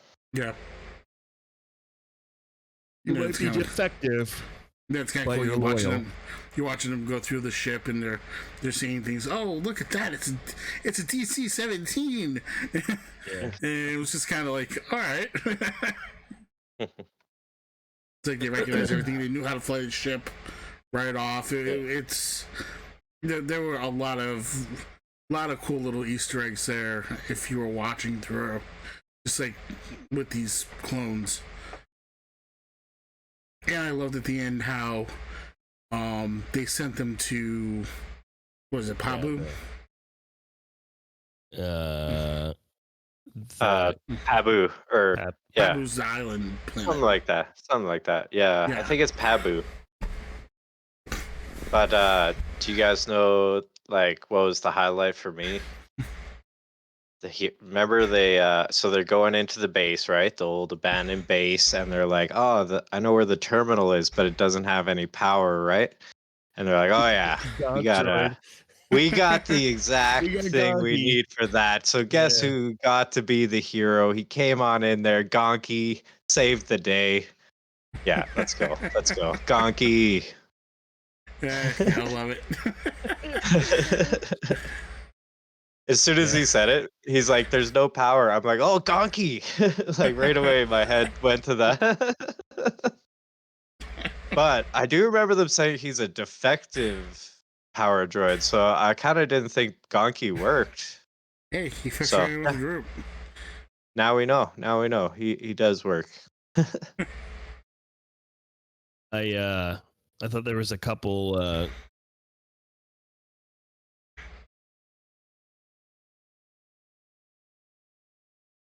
You alright? Andy? I think he might have froze. Yeah, I was gonna say. Yeah, I think we lost Andy there. Well then. Just hey, welcome back. Oh, you're back. Man, I thought, you froze. No, that was all you. That was my side. My bad. Anyways, yeah. Record touches the vine, it moves, yada yada. And then another scene, it was just funny to me. When they first landed in the jungle, and then all of a sudden, like, hunters just start running. He just starts running there, running here, running there, running here, running. And like, I'm just like, Record can't run. What are you running for? Like, he's like, you can't keep up, man. Anyways, just something stupid, but I thought it was funny. I thought it was funny. Well, Oh, their outfits too. Did you guys notice they're a little bit like They're getting different older and paint older. job or something Oh, too? yeah. Like, I mean, at this point, they're just trying to repair them with whatever they got now. Like, yeah. But yeah, honestly, they look cooler. The more messed up their outfits get, the The more cooler beat they up they look. are. yeah, yeah. I thought it was cool in the beginning too, where you see the syndicate and the Mhm. Pikes. Like, Mhm. it was just cool. They were doing a job for the syndicate. Yeah. And obviously they're just they're still doing what they're doing, mercenary work, and to make ends meet. But obviously not this time. They're actually looking for information for Yeah, for information. Omega. Omega. Yeah. Also, Um, too, like they mentioned that, like, because in the, episode one, we seen that, like you were saying, there's this large amount of time that she's in that facility, but also in, when Hunter and Wrecker are talking to each other, he's like, Omega's been in there a long time, and we yeah. gotta get her. So yeah, we get this feeling of, yeah, it's been a while, been a little while. Yeah. One more thing. Well, yeah, okay. So like, the vines thing. So we had already we were like, oh, it's like the Sarlacc pit when it came out of the water. What looked like it's a water Sarlacc instead of a sand. Mhm. But I couldn't help thinking about like A New Hope every time. Like when the vines were all going around, they were like jumping down and trying to get in all that stuff. Like when they were in the trash compactor and the thing comes up and goes around Luke's leg and pulls him underneath. I was like, oh, maybe that's like maybe one of these experiments was ended up on the Death Star or something like that. Yeah. Just had a That's just one reminded me of it. possibility. Yeah, I it mean, could there's a be. bunch of these Could be. experiments, and there's still a bunch of these experiments we don't even know. Like, I Mhm. wonder how deep we're gonna go with these experiments that Hemlock is doing with all these creatures and stuff. Yeah. And there's probably a lot there, so. I would imagine, Mhm. yeah, imagine. All right.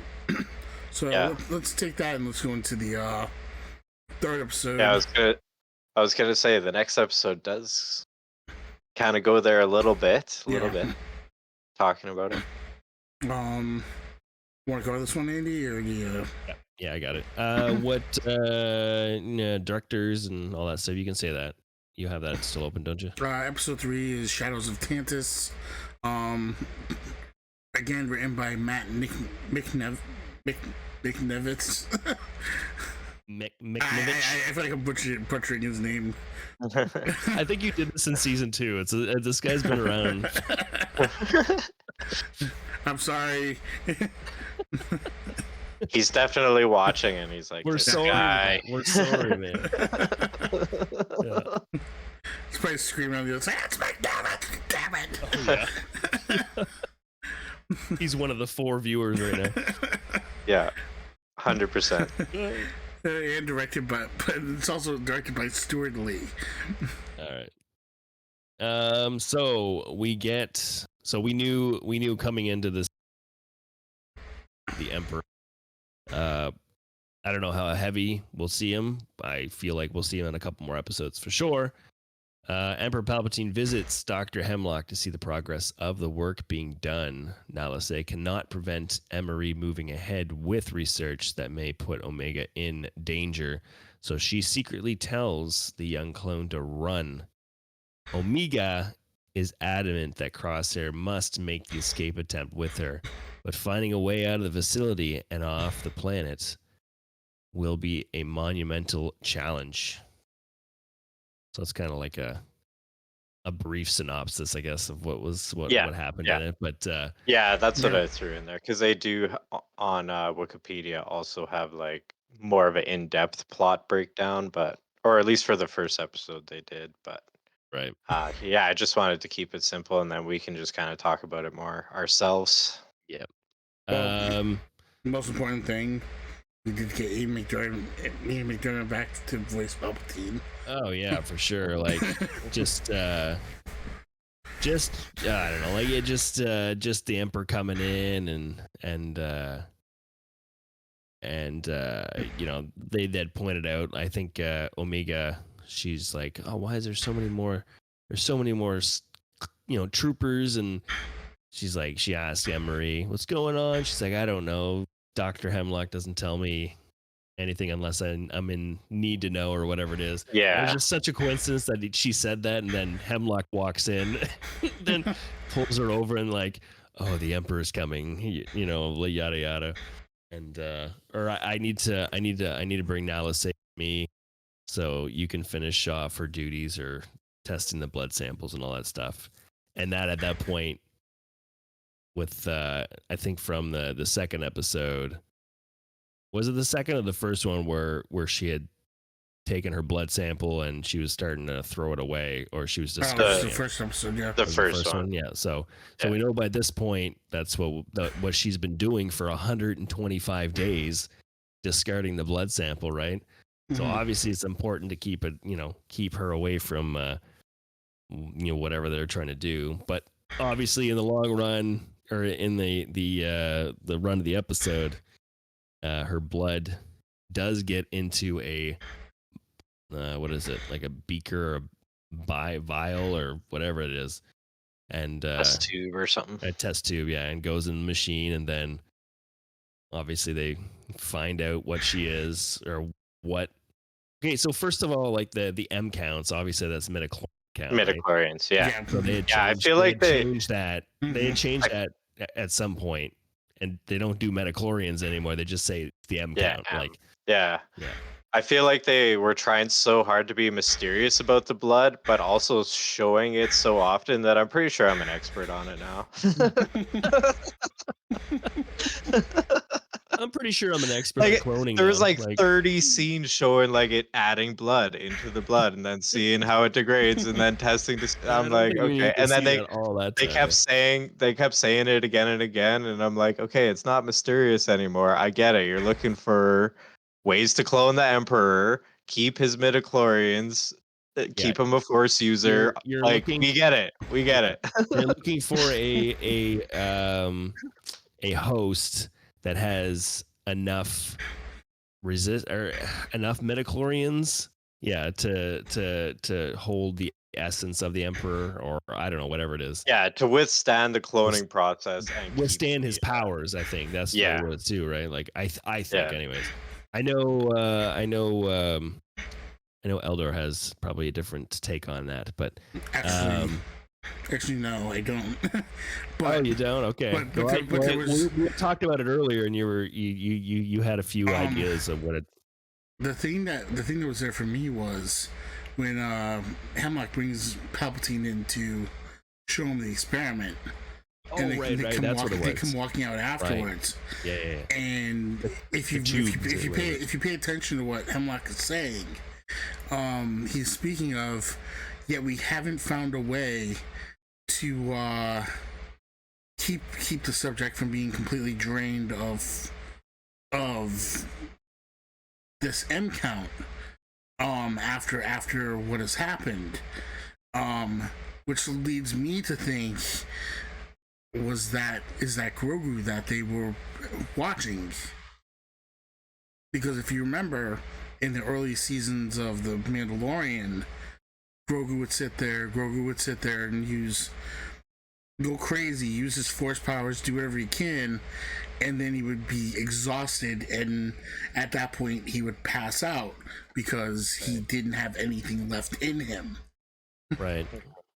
And this is part of the experiment, was to find someone whose blood could go into the equation to help him hold that count for a longer period of time. And it almost makes you wonder, did they use, I mean, obviously somewhere along the way, if they ever recaptured Omega, they end up using her blood to stabilize that issue that they were having with Grogu. Right. Yeah. Yeah, it seems to me like because it's adding blood into them. I feel like my theory on what that is like whatever they were doing before with Grogu's blood, maybe that's mixed with Palpatine's blood, and it creates something that's not feasible, and then they're adding it to other blood samples to try to make something that actually whatever sustains itself. So yeah, And it would so almost be that's understandable why he would find somebody of that species as a desirable choice to move his essence, so to speak, into. Because, sure. I mean, they're capable of living, what, 900 years? Hmm. So you don't have to worry about doing this you get that to work, you don't have to worry about changing this for a long time. Yeah. Yeah. And from what we've seen, they seem to be 100% of them are Force users. Confirmation bias. Yeah. uh, yeah. So, So yeah. So because anyway, we know that while they had Grogu, they were collecting a lot of samples, right? Because they basically once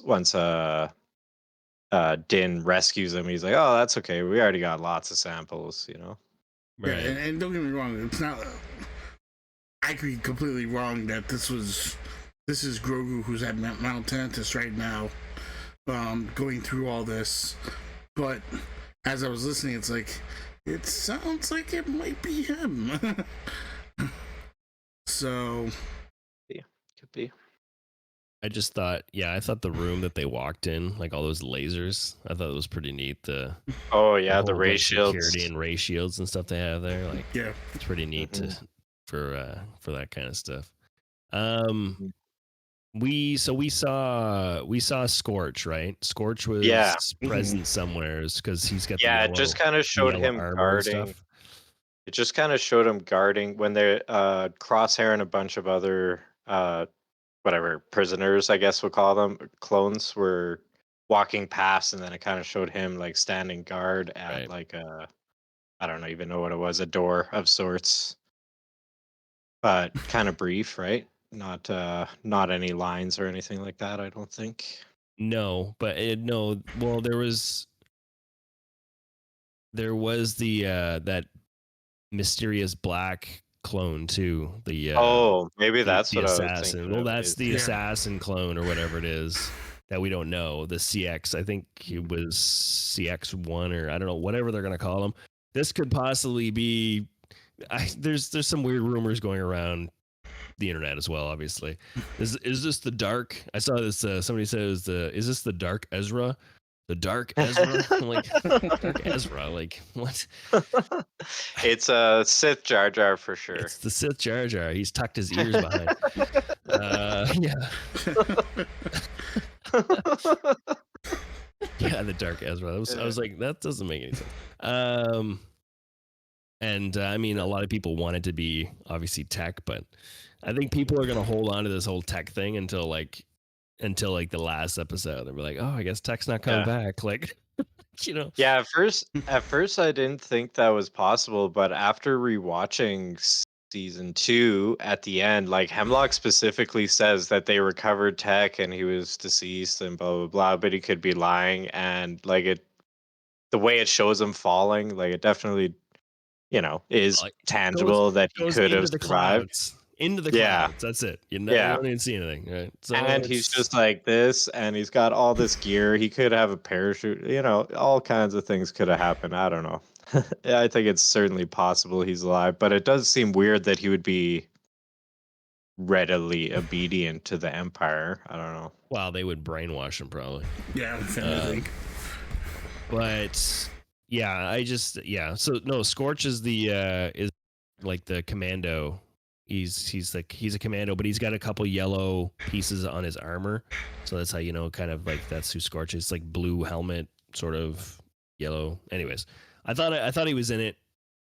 I thought I saw him in it. I know he's going to be a part of this season, but No, I think that was him. you think that was him where? I don't think it was like. I think he was in the episode.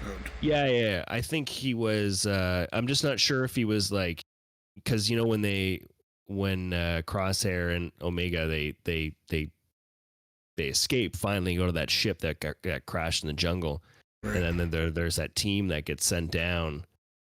I'm just wondering if that was Scorch. Oh. That was leading Yeah, that stormtrooper. Yeah, because that squad was particularly talkative, which is unusual for stormtroopers, right? Yeah, but see, then maybe that doesn't make sense because I mean, at the end of it too, I think Crosshair actually, he does something to the helmet.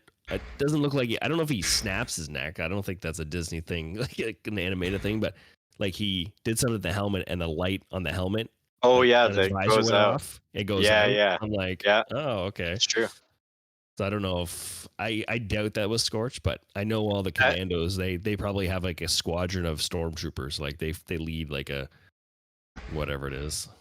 Yeah, that could be just a way of them saying like this guy's knocked out kind of thing. Yeah, maybe. You know what I mean? But I feel that Scorch was I think Scorch is one of Hemlock's guards. Like he follows Hemlock, I think, because he was there. I'm pretty sure he was there when the Emperor came off his ship and he was walking. I guess there was 3 of them there. Right. Well, I know he definitely had some of those royal. Actually, I want to say something about that. The animation of like Palpatine's face and the guards that he had and stuff. Man, they really stepped it up on that. Did you guys notice that? It was like so detailed and like the eyes and everything just so good, very crisp. Right. Yeah. No, it was good. I like the reveal when he comes off the ship, like the every time the royal guards and just Yeah. It's an honor to have you on. Yeah. Suck up. That's the way to get ahead in the Empire. But then like when they're walking him back to the ship and he's like, when I'm science chief director, yada, whatever he was saying, like I will blah blah blah, and then he's like, in due time, like right, and then I'm thinking to myself, going, he's not gonna get that because he's just like, he's probably just instead of like in his own brain, instead of him going in due time, he's probably like, yeah, you're not getting that, but he's like, yeah, if you fail, you're done. Done. I'm just sending Vader after you, like yeah. Yeah, as soon as you succeed with what I want, you're dead. yeah. Well, that's what I feel like Palpatine would do. Like once he gets what he needs, he doesn't need you anymore, right? So that's pretty much he'd get rid of you. Yeah. Also, he only has so much tolerance. Like Hemlock hasn't quite yet produced what he wants, and he's like, okay, this is very important, so we're gonna give you all these resources. But you can tell it's like, yeah, we're gonna give you all these resources, but you better come up successful. Or Yeah, right. Yeah, now with the setback with the Omega, like escaping with Crosshair, like I wonder if Sheev will hear about that. He probably knows, he's Lord Sidious. Yeah. But at least now, like for Hemlock, the way he sees it, like now I know my goal is just get her, and then we're done. That's success because he's already has the So that is, for him, that's you could see his eyes light up and all that. So yeah. But I have a bad feeling something, I still feel like they're gonna discover Pabu and it's gonna be bad. Yeah. Especially because they're bringing those kids back there. You can't just come and go from a secret hiding place. It's gotta be low key, bro. I mean, it doesn't seem like they're making a big thing about it, but you never know where that's gonna end up either. So, and we still don't know. We still don't know at this point whether or not you can even trust Crosshair. So. That's true for sure. Like at this point right now, he was just trying to get out. Like she just wore him down pretty much. Yeah. she wore him But down. at the end, It's like, though, at the end, though, when they were fighting together, they did seem to be kind of like clicking a little bit. So that was yeah, kind of cool to yeah. see. Yeah, they Like, were not to say that she would trust him, but Well, like even like when he came out of his cell and Mhm. the other gun was on the floor, like he could have easily kept both guns, like you Mhm. know what I mean, but he gave one to her. So yeah, it I seemed like feel she didn't even want it. She's just like, whoa. yeah. What is this? You're the shooter, not me. Yeah, I don't know. yeah, Like but that being said, I mean, you can see his hand shaking through the whole thing. yeah, that too, right? The first shot he took, he was way off. Yeah. Yeah, it's true. And that droid that they shot up in the whatever the Hound storage place, he had to shoot him like 4 times before he dropped him. Yeah. Well, I think those are built a little bit stronger. I think that's But why it took a Fair, little longer. fair. now I think about it, there was one other But really like the funny old part. crosshairs, like beep beep beep beep, right in Well, the yeah, eye. but he was You know? also using an E11 blaster too, so it's not like it's True. the best gun in the world. Yeah. But Fair, one of the things that I fair. found really funny to that episode was when they finally get out into the woods and Crosshair turns to Omega and he's like, do you know anything of Plan 72? Oh yeah, Of course, Tech had me memorize them all. And All he the just, time. it's like, of course he did. of course you did. At that point, I have to admit, I was laughing. I thought it was hilarious. Yeah, did they ever mention something about his hand before? Because I feel like the way they said it was like I was supposed to remember them talking about his hand before, and I'm like, oh, what's wrong with his hand? Because she's Well- like, oh, is your hand still bothering you, or something Well, like that? the thing that they say is they make it sound like he's become more nervous or whatever. But I don't know if you noticed when they took some of the shots of Crosshair, you look at the back of his head. It's almost like they've been experimenting with his head, in probing his brain or whatever. Maybe they're messing with his ability to target anything. Yeah, could be. I mean, because it just kind of felt like something just wasn't right there. Well, I mean, Hemlock did say too that they when They ruled him out. well, no, not that when Omega was when she released Batcher back in the jungle and he had said something about we had different plans for Crosshair, but something, you know, we'll take Oh, out yeah. we'll take out your disobedience on him or whatever it is. Yeah. Don't hurt Crosshair. He's like, that's a sacrifice I'm So I willing mean, to like, make. I'm curious of what they were planning on trying to. I feel like they might have wanted to turn him into one of those assassin things or whatever it is, the assassin clone things that they were they were sending out and doing. I'm still, oh man, Sure. who is that? Who is it? Can't wait another Rich. week. The assassin guy. Yeah, I want to. Oh, yeah, yeah. He was just there briefly. That was it. As they were walking away, he was just standing there, creeping. Yeah, I was really surprised, like, At the because elevator. it kind of like stood out, like he's just standing there like this, and I'm like, Yeah. oh, there's that guy from the thing, and then it just moves on, and I'm like, oh, okay, it's just kind of showing him. Okay. Yeah, yeah, yeah. That Plan 72 was pretty effective, eh? Steal their ship. Yeah. Yeah, good. It's good. Good. Also, too, like when that ship went down, they made a big deal about these creatures in the jungle, right beyond the barriers and all that stuff. We only really seen one of those when they were out. So I feel like I'm like, is that what they were talking about? Just this one, like But it whatever Hulk looking thing? looks like a giant werewolf. Like that's what it looked like. Yeah, yeah. Well, I mean, it just looked like. But I mean, it was, looked like it was like very had convenient. right? But I mean, is that also a creature? Like, is this a local creature or is this something the Empire created again? You know what I mean? Like, Yeah, that's hard to figure out as well. I don't know. But like Because when you look at it, you look at it, it looks weird the way that it like has different Yeah, the different features of it. It looks all like yeah. To me, different parts of stuff, right? it looked very like humanoid to me. Like it had like human hands, like glowing red eyes or whatever, but like human looking hands, but like big Hulk hands. I don't know. I mean, like I said, in my eyes, Kind of weird. it just seemed convenient to have it show up there, though, because we were talking Yeah, about. yeah. Right at the time with the hounds. It's like the hounds are coming out and they're going after the two of them. This thing suddenly shows up and they know to go after that thing first. So, just surprise! Congratulations, you picked the right time to show up. But yeah, that's something that I kind of anticipated. Like when they were talking about all that, and they made a big deal when the shuttle crashed. It was like, "Wow," like all these sounds of like beasts attacking them over the comms and all this stuff. I thought when Crosshair and Omega went out there, I'm like, oh, this is gonna be mayhem. And then it's pretty much just like kind of a cheesy fight scene between the hounds and this little Hulk monster. Yeah, a little bit.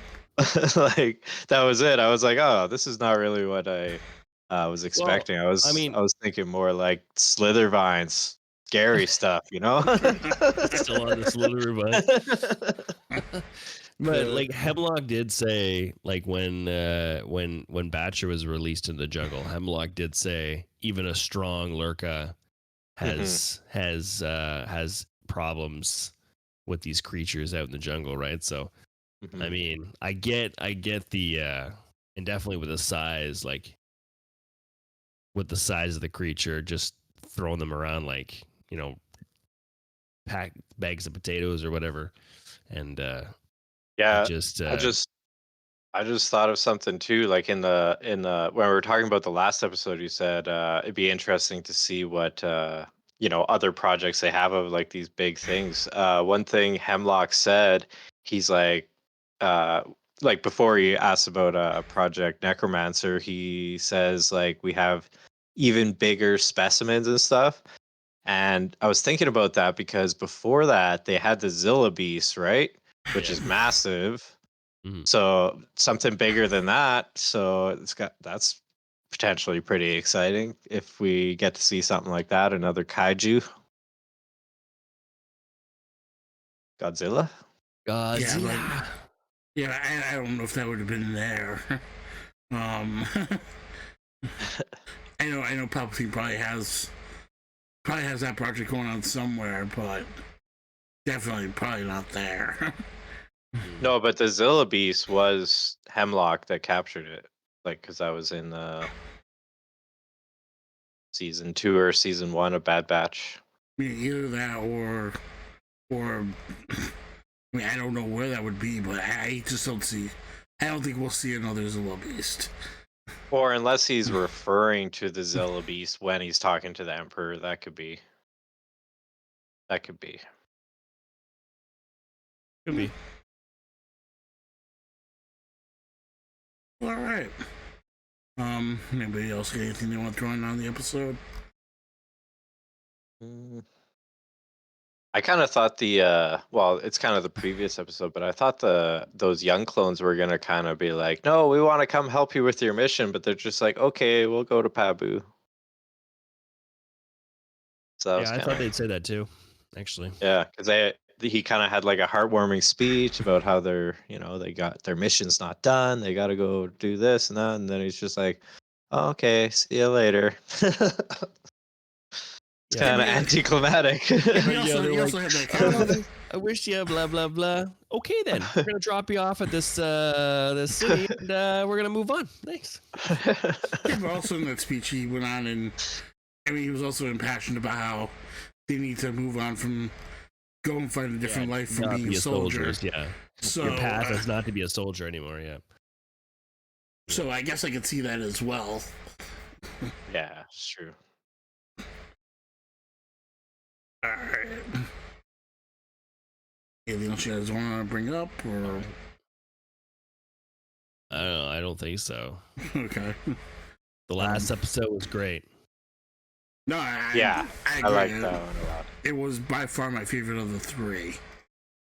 Like for me, that episode as a whole was my favorite, but still the highlight for me, as you guys know. Gonky comes in, saves the day. Let's go. Gonky for the win. There it is. All right. That's your favorite. That's your favorite episode. No, not my favorite episode. My favorite scene from one of the 3 episodes. Your favorite thing is the vines. No, that was too scary. No. Too scary. Can't wait to go to sleep about that again tonight, huh? I'm surprised. I'm surprised. I'm looking at his room. It's dark in there. So I mean, I'm surprised he's in the dark right now. Yeah.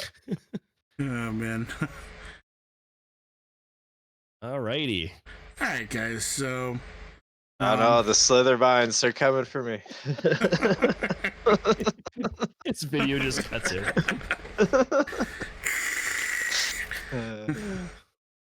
All right. So, all right, guys. Yeah, we definitely covered quite a bit today. Yeah. Any last things you want to say before we call this one an episode, or? Looking forward to the next episode and whatever else comes along our way. Yeah. Did we ever hear an update about I remember there was that Sony thing where they were talking about maybe they would end up showing the shoot, what's that what's the game this sometime coming out? The Outlaws? Outlaws? Did we ever hear anything more on Outlaws or no? No. No, we never did. Oh, okay. I see. Disappointing, I know. We'll probably hear some more stuff over the summer about that, though. Mm-hmm. Watch, we'll get it tomorrow. Yeah, exactly. Yeah, it just launches. Yeah, that's kind of what they did with. We just did a episode. That's kind of what they did with the announcement of it, right? We had no idea that was even in the works. Then all of a sudden they're just like, "Boom! Here's a trailer." Yeah, here's a little gameplay. Yeah. Yeah. Yeah. All right. Well, that being said, we've gotten through another episode of the podcast, and why don't we go around and ask everybody, Swampgrass, where can we find you, boyfriend?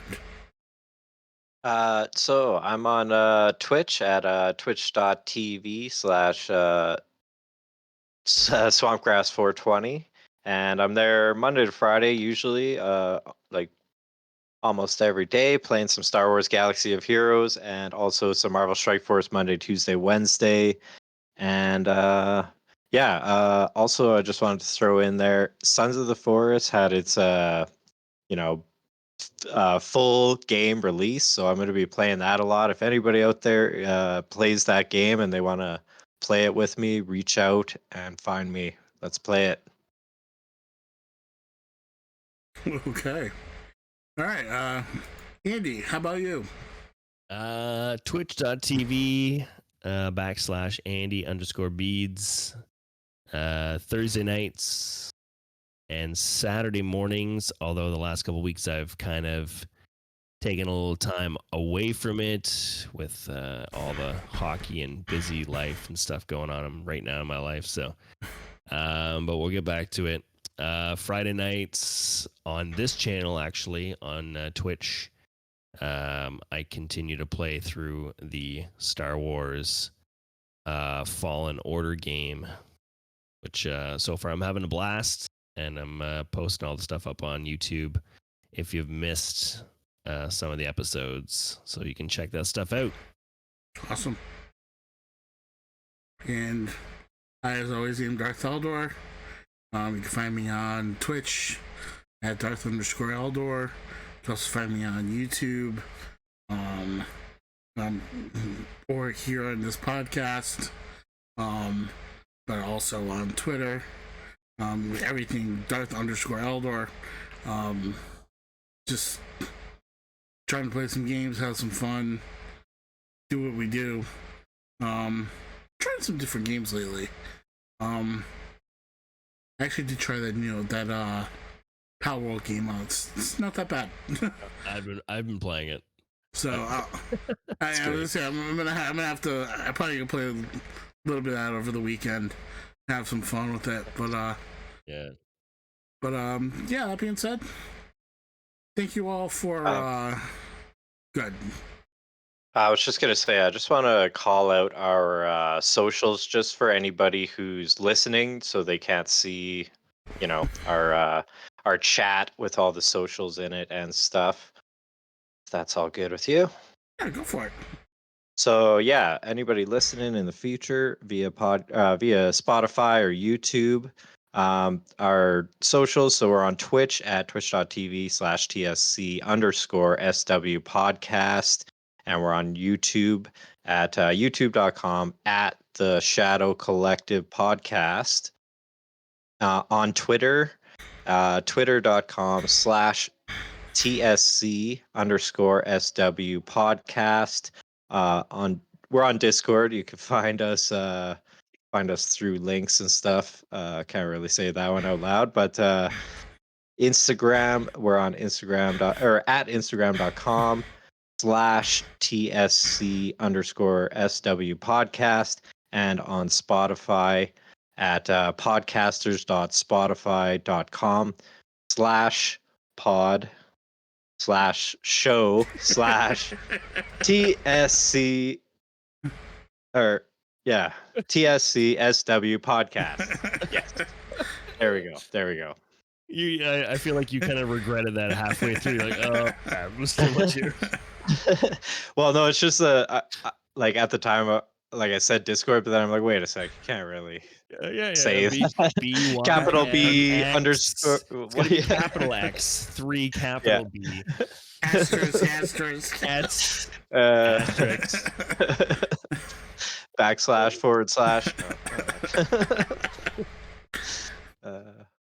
Well, definitely brought it home. So right on. All right. That being said, guys, thanks again. Made it through another one. We'll be back in a couple weeks. Cover a couple more episodes of Bad Batch, and cover whatever important news comes along the way. And we want to thank you all who either come to watch us live or come and watch us on YouTube, listen to us on Spotify, wherever you're catching us. Thank you. We're having a lot of fun doing it, and we hope that you guys are enjoying it just as much as we are.